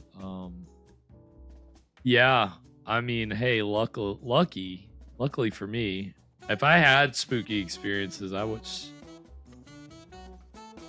be a scaredy cat. Trust me. Don't like, but I don't go out in the woods, so I don't have spooky experiences. So, we'll have you spend a night in a haunted pool. Yeah, there we go. Then that might that'll really shake me to my core. That's the kind of, you know, you want to cut through. There's a ghost in this pool. Right. That'll do it. But you know, the one thing that I forgot to mention before we get into the exciting conclusion of this is, so the whole idea of like initiations, all that, we've heard that in this movie, like leading up to this break, you know, that's what they were talking about, like getting the initiations figured out for these pledges for the fraternity. Well, apparently there may have been some desire for the producers of this film to exploit a like recent fraternity death at that time at USC. Okay. There had been like a hazing death. Yeah. Because I mean, you know, like this stuff happens. Right. Like, hazing is like a real issue. You go look, there's like a Wikipedia page, and I mean, it goes back to like the early 1900s of like these hazing incidents. And so people be doing that. Right. So apparently there's some connection between this hazing death and then them kind of being inspired to put this movie out. And apparently, according to them, that was part of the trouble, why they had trouble getting the movie distributed, was because it was based, you know, kind of taking some inspiration from this real thing, where some of these producers and distributors, kids probably go to school. And so, you know, there's a speculation that the people in Hollywood were afraid to put it out because, you know, they didn't want to expose that these kinds of real things were now. And so the tagline that they used was the picture that Hollywood feared to exhibit. That's what they put on the poster, right? Well, so it's a question of, did they show it to exhibitors who said this is just not a good movie, so we're not going to distribute this? Yeah, that's Or is there some truth to maybe people were really like didn't want to do it like a hazing story and said maybe it's a little bit of both. Could be. You know, I mean, again, this is like after juvenile delinquent films had kind of had their like rise, and you know, it was like it wasn't out of the ordinary to exploit the darker side of the behavior of young people at this time. So Isn't that just such a like convenient way to deflect from criticism, though? The critics were just too afraid. Yeah. They were too afraid to play my movie. Yeah, I mean, it's kind of just shuts down all the questions. It doesn't matter. Well, maybe they just didn't like it. No, they were too afraid. All right, I guess I have to take your word for it. If you're printing that on the poster, then I gotta believe you. So yeah, so that was the last kind of big thing, is that was the tagline for this movie. and which the poster art also has been derided as being some of the worst poster art. Oh man, It's just very like comic booky. Okay. It's kind of. I haven't seen it. Hold on, Everybody I'll go pull look it up up for you, Evan, real quick. Okay. I'll show you. It's. I don't think it's bad, but it's just strange. Here, let's see. Whoa. Okay, that's not at all what I would expect. No, it's not. But that's the. It makes it look like this is like a graphic novel or something. Right. It does have kind of a cartoonish look to it. It's Yeah. like, no, they just, I guess, couldn't do any better than that. So, hey, I mean, so far they're building a lot up to this end, and as we know, Gosh, yeah. we're gonna get a hazing death, basically, right? So, Can we get something scary to happen? So, like, we have had some character development from our lead. I guess you can Right. say, like, he's showing some emotion. He Yeah. is actually afraid of something. right. I don't know why they had to lay it on so thick that he's not afraid of anything, just to make him afraid of something. Yeah, they could have had a little bit more nuance to the development of all that, but you're right. It definitely provides some development that, oh, okay, well, he actually does have this traumatic thing. And once we got the traumatic thing, it was pretty fucked up. Yeah, it was like That's like some fucking like so heavy. really like deep generational trauma there. His mother It was so telling him. sudden too. I think that's like it almost bothers me a little that he just goes, "Oh right, yeah, my this- trauma. I forgot." My trauma. Well, and that's the thing, horror movies have constantly kind of had a issue with, well, trauma's always like the source of this main character. They've always got a trauma, and so how do you put it in? Where do you put it in? It's hard. A lot of not times it's to just laid on really thick, tell, either in the not beginning or it's like usually it's pretty heavy-handed. Yeah, it's kind of not an easy thing to just kind of build organically. Yeah. Well, I'm with Glaster. There better be a ring, which I think there will be, but there had better be some terror. Oh, I think we're gonna be in store. I mean, Lewis. Obviously, we know that he's not as brave as we were led to believe. So, I think he's gonna be pretty terrorized. So, we will see. Anything else before we get into it, Evan? What does hazing look like in film school? Do you have to watch this movie? Yes, you have to. Evan, this entire show has been me Oh, hazing God. you. This entire I've been hazed. I've been hazing you this whole time, making you watch terrible movies. This is years of hazing. Yeah, I'm the worst offender of all. I've been hazing you this whole time. Very long, slow hazing. That's all film school is. Just this long indoctrination. No traumatic but I mean, hazing is if you're a part of an organization or a group in college, there's a chance that you have to, not so much now, but even when we were in school, that you've got a thing you got to do, and I was subjected to a thing, and I had fun. You were hazed? I'm not gonna use those words, but kinda. I had fun. Okay. And it was a good time. Is it hazing if you enjoy it? It's hazing if you're having a good time. I don't know. We won't. It's too philosophical for us to get into now. It's too much of it. I mean, again, it's not good. We do not condone hazing on this show by any means. Don't get me wrong, but it is just one of those things that institutionally it was around for a long time, and just up until recently, it's kind of finally been really, the fear of God has been put into these college kids. Like, do not do this. Like this, you could ruin somebody's life or like take somebody's life, and so it's just better to just cut it out. So yeah. Has the fear of God been put into these kids? They A are lot kids. of them. I mean, a lot of this stuff. I guess kids are less crazy now. I think so. I don't think that they're not like it's certainly. But it was even toned down when we were in school from stories you'd hear about. I mean, you look at those movies from the 80s about college kids and frats, and I mean, obviously all that is exaggerated, but to an extent, those movies kind of allowed certain behaviors to be condoned that probably shouldn't have been condoned, and kind of furthered the idea that it was okay. It's just part of the experience. And like only up until recently, it was well, it may have been part of the experience, but it doesn't need to be. It doesn't have to be. It doesn't have to be. So let's just cut it out. I think that's probably the best thing for everybody. We're about to see hazing gone wrong, so let this be a warning, all you young whippersnappers watching out there tonight. But on that note, let's open this drawer. We're going to go ahead and get into the exciting conclusion of Ring of Terror right now.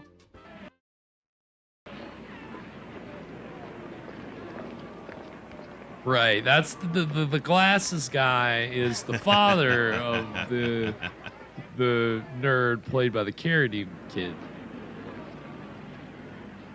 Betty. If you'll excuse me, No, I won't excuse you. I'm going to talk to you, and you're going to listen. I don't care about anything you have to say. Will you please get out? Not until you listen to me. Okay. But make it short, will you? First of all, why are you sore? You don't know.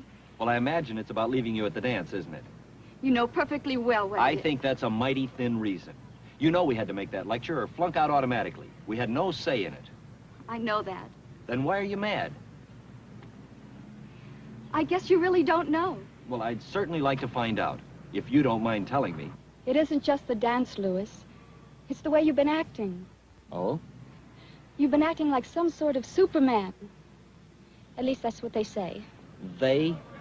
They say you've been showing how fearless you are by wheeling dead bodies into classrooms. They say you've been acting like an oddball. They say you won't even let them like you. They again. You know what I think about they every time I hear that word? I think of some big, gray, shapeless monster with a million faces and a million voices. And when you look close, nothing at all. If you listen to they, Betty, you'll be running around in circles all your life. It's you that I care about, not they, what they say, Scott's not a fan think. of pronouns, I guess. How do you feel? I don't know. How would you feel if you heard strange things about me? Well, I wouldn't stop talking to you until I found out whether it was true or not. I wouldn't let they make any decisions for me.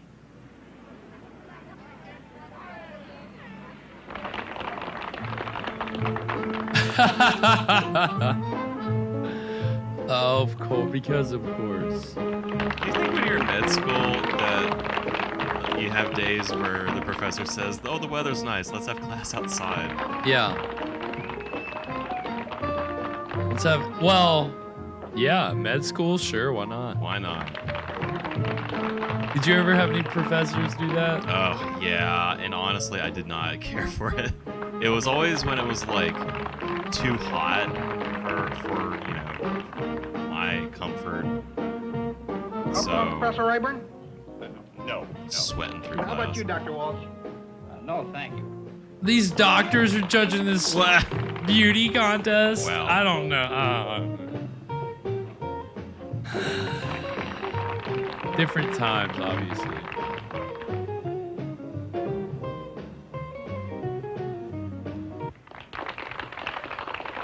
Cut it hard.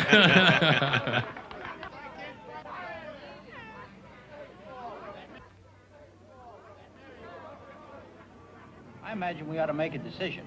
My vote goes for Miss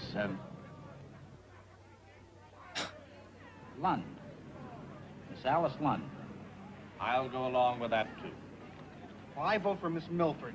Miss Ragdoll Milford. I think he's a little partial. The large one.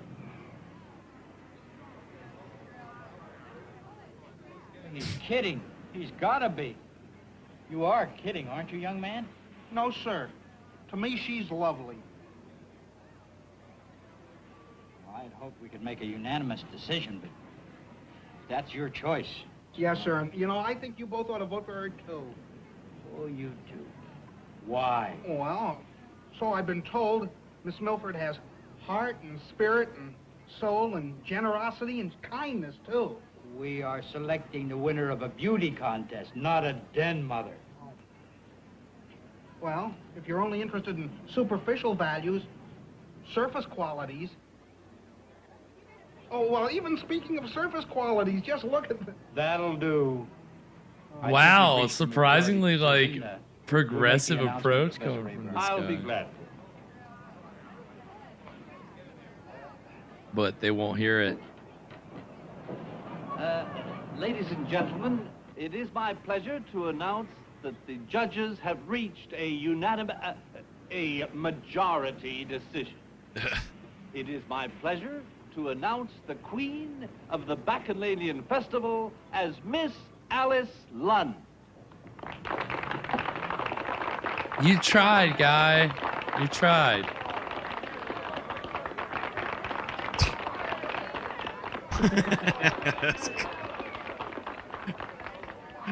I appreciated that bit. Where do I pin it?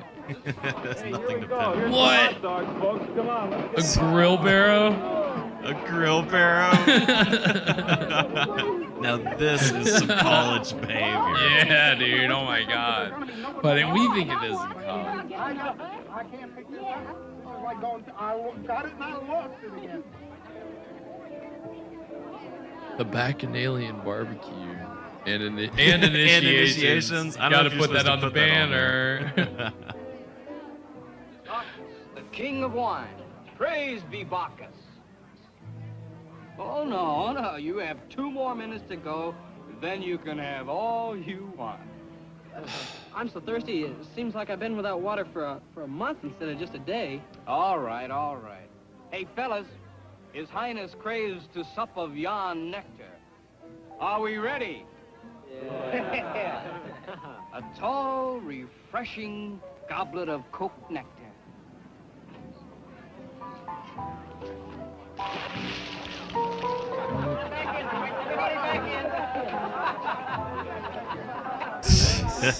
There you go. That's college. A good sport.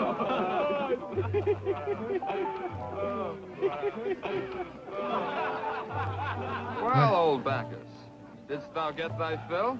It's coming out of his seams. Well, did you spot any lovers?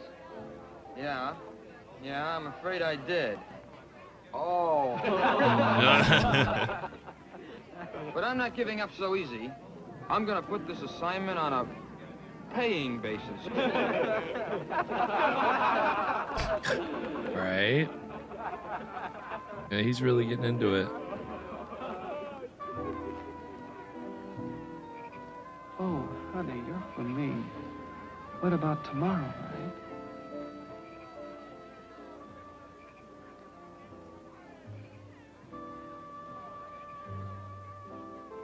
This is not gonna work out well for him.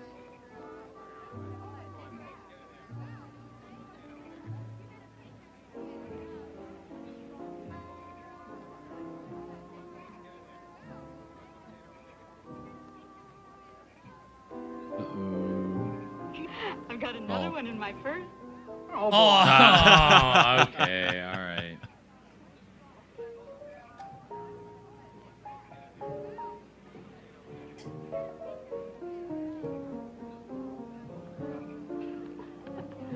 Ragdoll, let me ask you a question. What is it, Tiny? Did you bring the mustard?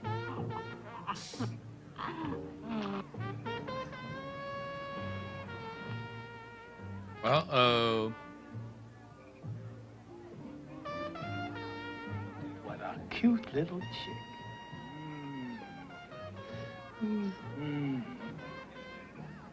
This is definitely getting into 80s sex comedy territory.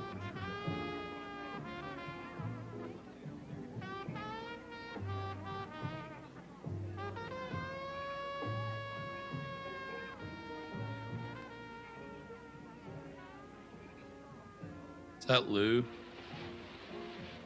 Louie?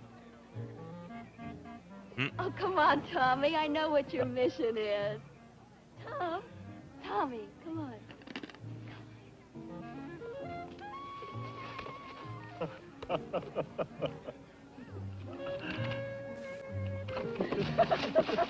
Cool.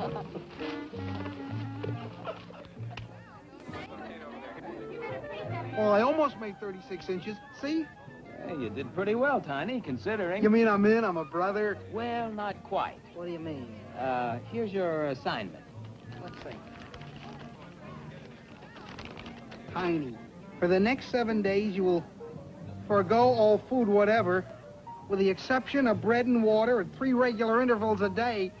Oh, no, that's too much. I quit. Here, you can have my saccharine bottle and take back your assignment. I don't want to be anybody's brother that bad. Besides, I already got me a brother. And I got a sister, too. I'm going to go find Ragdoll because she likes me just the way I am. Now, wait a minute, Tiny. This guy's confident in himself and his I was girl. just kidding you. You And passed your initiation. You're one of them. Yeah? Didn't have the heart to keep you worrying about it. Oh, you mean I'm a brother? Oh, boy. Wait till I tell Ragdoll. you just made him a brother. It's almost 11:30. My assignment. Meanwhile, they're gonna fucking kill Louie. Sorry, darling. Against the rules.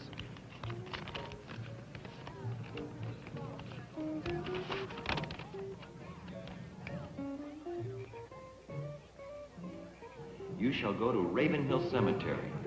Enter the General Mausoleum. In aisle 3, crypt 18, you will find the remains of autopsy John Doe. On his right angular finger, you'll find a gold ring, which you must deliver to the president of the Senior Initiation Committee upon your return to the campus.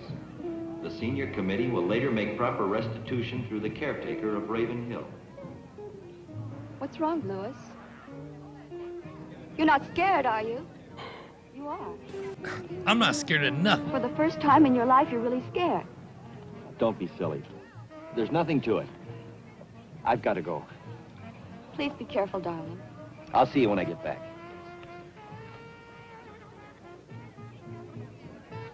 Oh no. Is that the last time they see each other?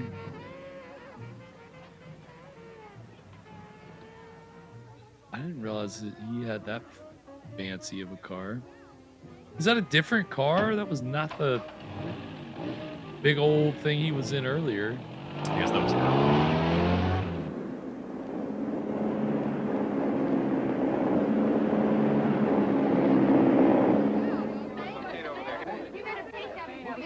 Hey, Bob, have you seen Lou around? Yeah, he should be back any minute. Where'd he go? On his assignment. Hey, what about you? Did you finish yours? Yes, I ask everyone who lives on Howard Street for a penny. And? I got 23 cents. 23 cents? You were gone 4.5 hours and all you got is 23 cents? It must be the recession. Say, what kind of an assignment I did feel you, bro. He'll tell you. In this economy? If he's able to tell you when he gets back.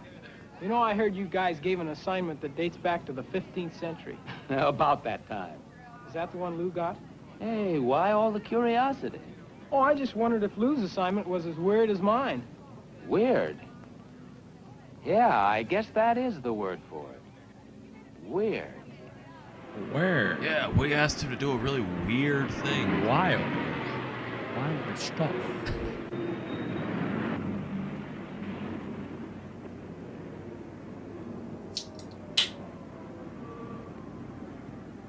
Yeah, God, why? How come he's the only one that has to go drive somewhere, go far away? In this economy, you think I can afford gas? It's got to be at least 20 pennies to get like a quarter of a tank. I'm gonna have to ask everybody. All up and down the block. Oh, bro, you can clear that.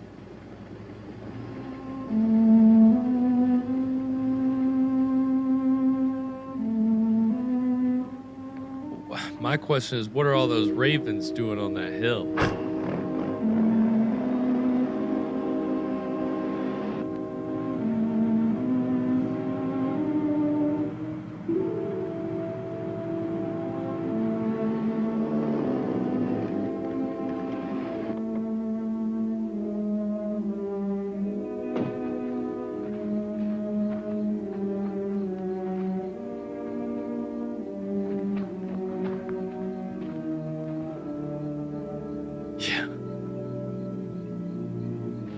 Yeah, you gotta love the immortalization of ravens. Thanks, Poe.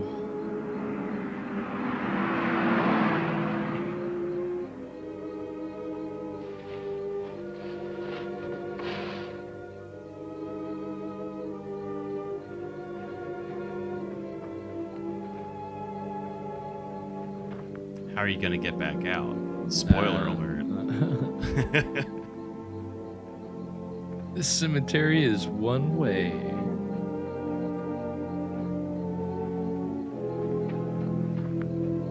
Ah! Ah!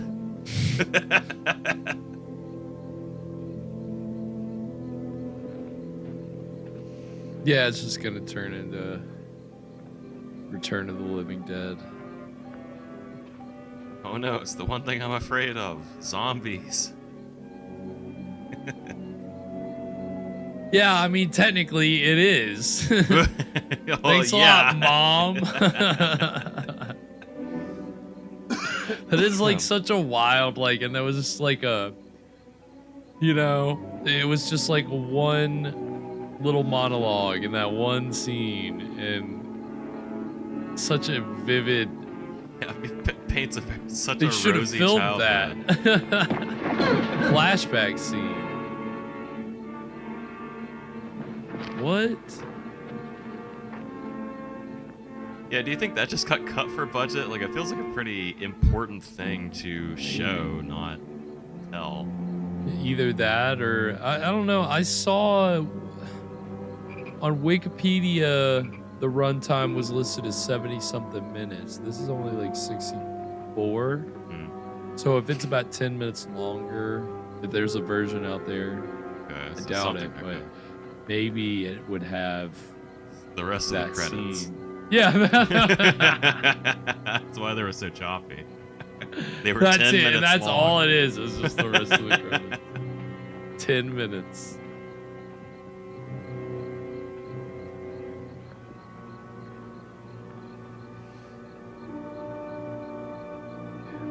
Into the mausoleum.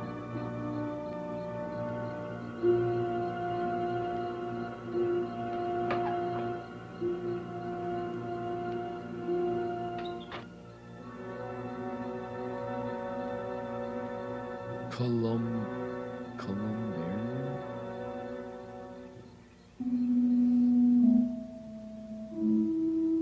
Creepy looking.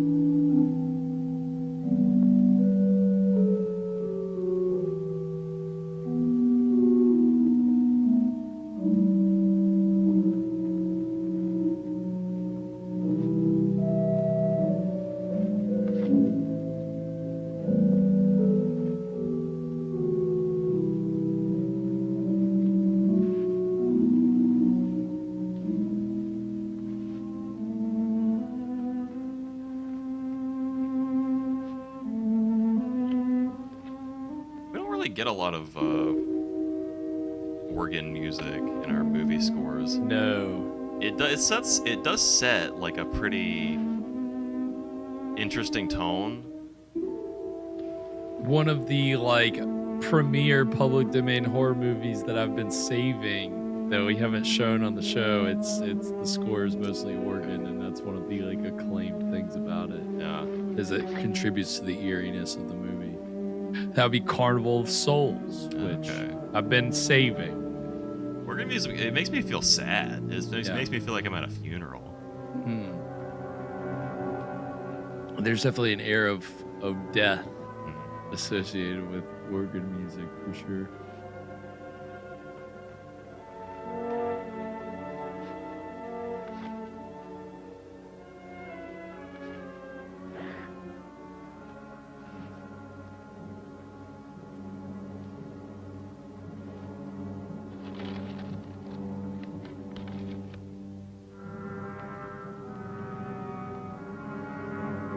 Here it is. Clean up on aisle 3. Yeah, the caretaker's gonna walk in, find his body, and he will not be able to help himself. He'll have to say it. Clean up on aisle 3.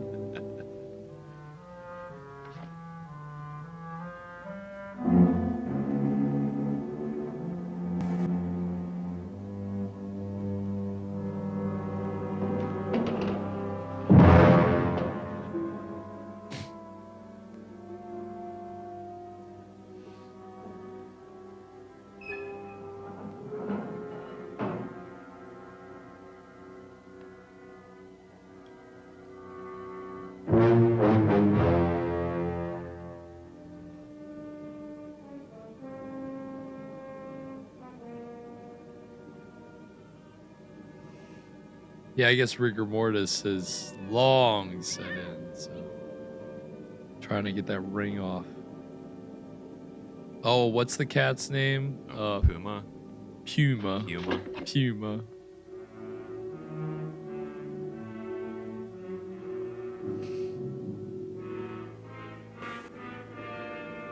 It's a graveyard cat.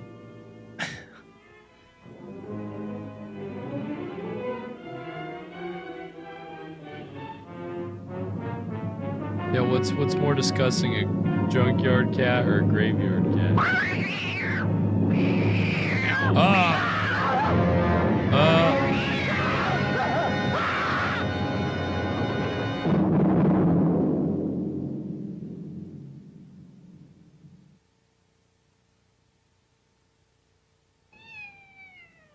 I can't believe that cat just killed that guy. What?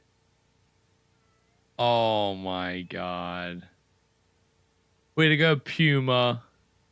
Louis B. Moffat, I feared not. Yet fear dwells within all of us, young and old alike. Has terrifying fear ever gripped your heart?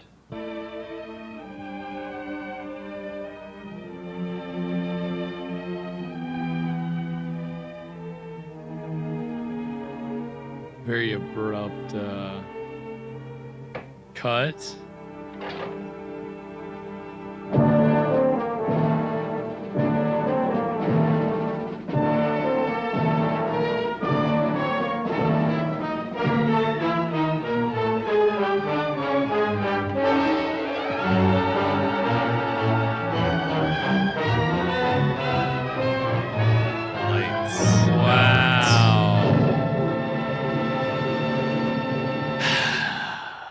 That was Ring of Terror. What did we think, Evan? Did I hear a sigh just then? You heard a big one, and I'm gonna probably have like 3 or 4 more big sighs. Yeah, let's just that's go ahead and how get it I out. feel about that. Okay,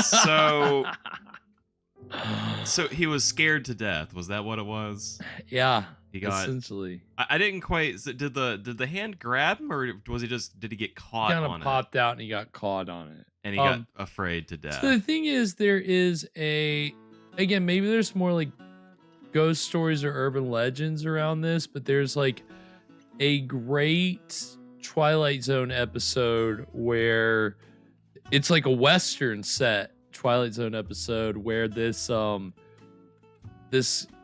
outlaw's been killed or died, and then this other guy is like talking some Jay, and the people in the town bet him, oh, you won't go up there and like visit his grave because he said he'd come back and get you from beyond the grave, so you won't go up there. And he's like, yeah, well, and they're like, all right, well, you have to go up there and you have to stick your pocket knife in his grave. And so he goes up there and he like does it, but then like I think the episode cuts away after a certain point, but the idea is supposed to be that he thought that like his jacket gets caught and he thinks that it's the guy reaching out from the grave holding onto his jacket. But then when like the people get there, they look and they see that he stuck the pocket knife through like his jacket. He So he just did it to himself. Yeah, and he didn't see it, I guess, because it was dark. And so it was this idea that he kind of, ended up scaring himself to death, right? So there's like, I guess that's kind of an urban legend or just kind of a recycled kind of storyline too, that the person, and it's probably more of a literature thing, like that you probably track that trope more in literature, but Yeah, it does feel like something that I could see that in like a short story. Right. Because so much of this movie really didn't feel like a horror movie. It just felt like a college life movie. We get all this just character stuff, these kids having fun, and then suddenly one of them dies, and that's just the end of the movie. That's it. And I guess it was technically his fault, but certainly they shouldn't have sent him out there. Like, what? There's was just too ridiculous of an initiation, if you ask. Yeah, I mean, the idea of being like so scared that he died. I mean, Yeah, it doesn't. I don't know, not the most compelling of horror concepts. No, well, the thing is, though, they had some good kind of, like you said, some character development and story aspects that were actually really, like, effective. And it's like, well, if they would have explored those a little more, maybe they would have had something, but... Yeah, like, the whole thing, like, he's got this backstory, but it doesn't really feel like it connects to that event of him being, frightened to death. Right. Like, if there had been more of a personal connection with, like, the ring is just an object. There's not really any connection to anything about a right, ring. if there would have been, like, a similarity between his grandfather had worn a ring, or, Did they even do the light out thing? Because I thought it was like he's afraid of the dark. Yeah, I thought like a light flickered or something. Yeah, the ghost of the snake comes back. That would have been been a better better getting ending, its revenge. honestly. Yeah, Glashra, yeah, without a doubt, the snake ghost would have been an improvement on what we saw here with just him getting caught on this hand. Yeah, it's almost like, he's Mr. Fearless. Nothing gets him, but maybe he was just bottling up his emotions, and if you do that, they all get let out at once. So if you're never afraid, that only works until the slightest breeze causes you to be terrified to death. Literally to death. I mean, again, there is...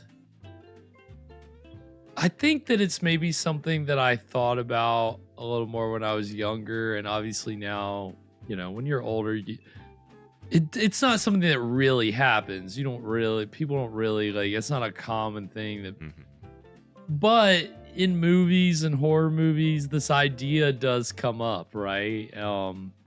Obviously the movie Scared to Death, which we've been talking about, it's there in the title, but then there's other things like The Tingler. I mean, there's movies where they push this idea that somebody can be scared so bad that they keel over. And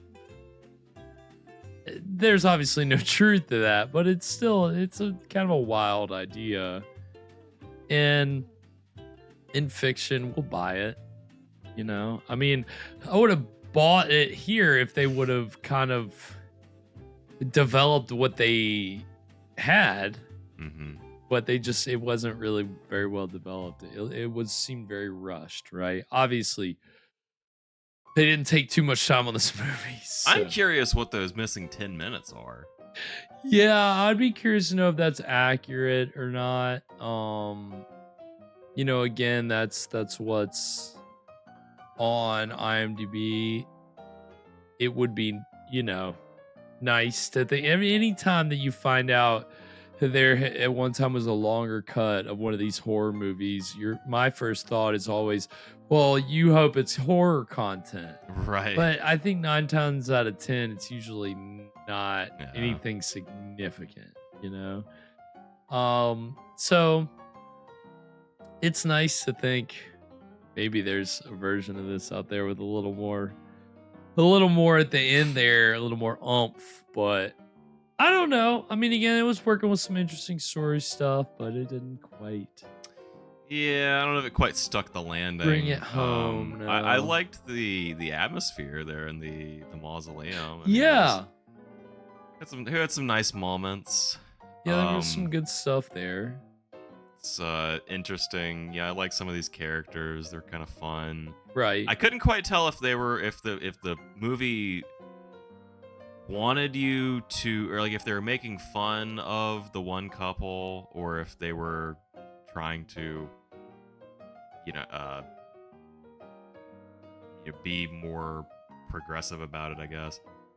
Yeah, it was weird, right? Yeah, it did seem like they were kind of the butt of the joke at the beginning, but then during the beauty contest, it's like Oh, this is a very like forward-thinking way of him, and he's trying to convince these guys to like, Yeah, the hey, beauty well, it's isn't not skin really about deep. the superficial stuff. Like, she's got a great personality. She's got, you know, he says all this stuff, and it's like, oh, this is like, they're not saying this shit in the 80s movies, I'll tell you that much. You know, did not come until later to be like, oh, let's look at this a little more like objectively. Like, let's, you know, consider the human beings before us. Nah, women are just there to be objectified.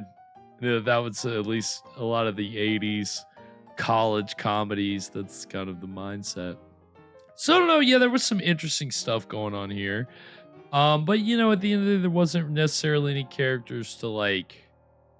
Again, much like the movie Scared to Death, which I realized you know, there's not really like a real hero to root for. You know, we in this movie we know that Lewis is already a goner. Yeah. So you can't really root for him. And like, yeah, and Glasher brings up a great point. Like Betty, you know, she sees him that last time, that they don't get like bring us back to Betty like learning that Lewis is dead. That would have been effective. Right, Like, yeah. they just, again, they didn't develop what they had. They had some interesting stuff, some setup. They just didn't pay it off as much as they could have. So again, it's what happens with a lot of these low budget movies. We've seen it time and again. It wasn't a bad movie, but it was one of those that, yeah, it's you know, one of those you just wish it could have been a little better. A little better, but enjoyable. So that was Ring of Terror. And you know, I think this time last year we watched a movie from that was produced in 1959. So I tried to, you know, kind of be, for the Summer of Schlock Returns, I really did try to match the schedule of the first Summer of Schlock. And that leads us to next Friday's episode, because a year ago, for our 9th episode in the Summer of Schlock, we took our first foray into what I guess is, I would affectionately call Bigfoot Schlock. Oh. With when we watched was it Legend of Bigfoot? Yeah, the fake documentary. Yes, the documentary fake- question mark. Yes, by Dr. Ivan. No, he didn't call himself a doctor. That's right. Ivan Marks. Yes, and the what was it, like 85 minutes of nature footage and then the 5 minutes of fake Bigfoot footage. It was still a fun movie. We had a lot of fun with that. So what we're getting this Friday is our second foray into some Bigfoot schlock. Oh boy. It's a little more, it's a narrative feature. And it's what I'd refer to as a patchwork film, because it's like half of it is like a film that had been made 12 years earlier, and then the other half was new stuff they shot, adding in the Bigfoot angle. Okay. So what you get is Curse of Bigfoot from 1975. Kind of sounds like a cursed movie. It will have the look of a cursed movie for sure. The quality leaves something to be desired. And the Bigfoot is probably one of the most atrocious looking Bigfoots in cinema history. I'm excited. I'm excited to get if we start ranking Bigfoots, this one, you know, probably the bottom of the barrel for sure. So Badfoot. In the best way possible. So I think we're going to have a lot of fun with Curse of Bigfoot. So you can see that next Friday at 9 p.m. Eastern. Again, only on Twitch. We're going to be about till mid-August when we'll be safe to start broadcasting live on YouTube again. So we're going to finish out the Summer of Schlock over on Twitch. So, and just if you're keeping score at home, tonight was our 98th official episode. Oh. Next week will be 99th, and then wow, we're coming right up coming on 100. And I like honestly feel like the movie that I picked doesn't do any justice. Like, I feel like I should do an important movie, but the other part of me is like, well, it's the end of the summer of Schlock, and I just Yeah. need to pick a Schlocky Lugosi movie. I don't need to do anything. Well, you know, I think that would be okay. It's appropriate. Yeah. So we'll see. Lugosi's been our man. I think I think that'd be a good way to break 100. Right. So yes, we're closing in on that number. So definitely stay tuned because the celebrations will be coming. Of course, yes, Evan will be celebrating with some ridiculous schlock tales, and I'm sure, Bigfoot. I don't know. Last year. Oh God! Last year I broke out. It was something with liquid smoke. That's it was like a smoky apple brandy or something. Yeah, it was good. Yeah, it was weird, but it was good. So, yeah, so we'll see what Evan will whip up for our Bigfoot film next week. I'm sure it'll be delicious. So it'll be 9 p.m. Eastern, and of course, we'll also be live on Wednesday at 9 p.m. with our, I think, 8th installment of the Phantom Empire, which again, if you're looking for a little bit of a Weird West fix, we've got that going on Wednesdays, and should be a lot of fun. And yes, I really appreciate everybody tuning in tonight. Glastra and Spark, really appreciate y'all tuning in. Again, I know usually, especially Spark, I know very active on YouTube, and so I appreciate you being over here on Twitch as we weather these copyright storms. And just appreciate you guys tuning in as always. It was a very fun night. And again, if anybody wants to catch up on our past episodes, you can find those over on our YouTube page at ScreamStream Live. Again, we've also got shorts and Saturday Night Shockers and Spine Tingling Tales and all that good stuff. Of course, if you want to keep track of what we're going to be watching or Evan's Schlock Tales, you can find those over on our Instagram page. We're over there, and also on Twitter and TikTok at ScreamStream Show. And of course, if you want to follow me or Evan on the socials, you can find me on Twitter at Spakenstein, and Mr. Evan Sink is on Twitter and Instagram at Caligari Cursed. Anything before we sign off tonight, Evan? Yeah, you know what the worst thing about poor Lewis dying is? What? Those classmates are gonna have to cut him up. Ooh, yeah. Let's see what happens when when you die of fright. Does your heart explode? Let's find out. This med school class is just dropping like flies. Yeah. Well, I mean, hey, more subjects for the professor, right? More bodies to cut up. Well, until next week, sweet screams, everybody. And to all a good fright.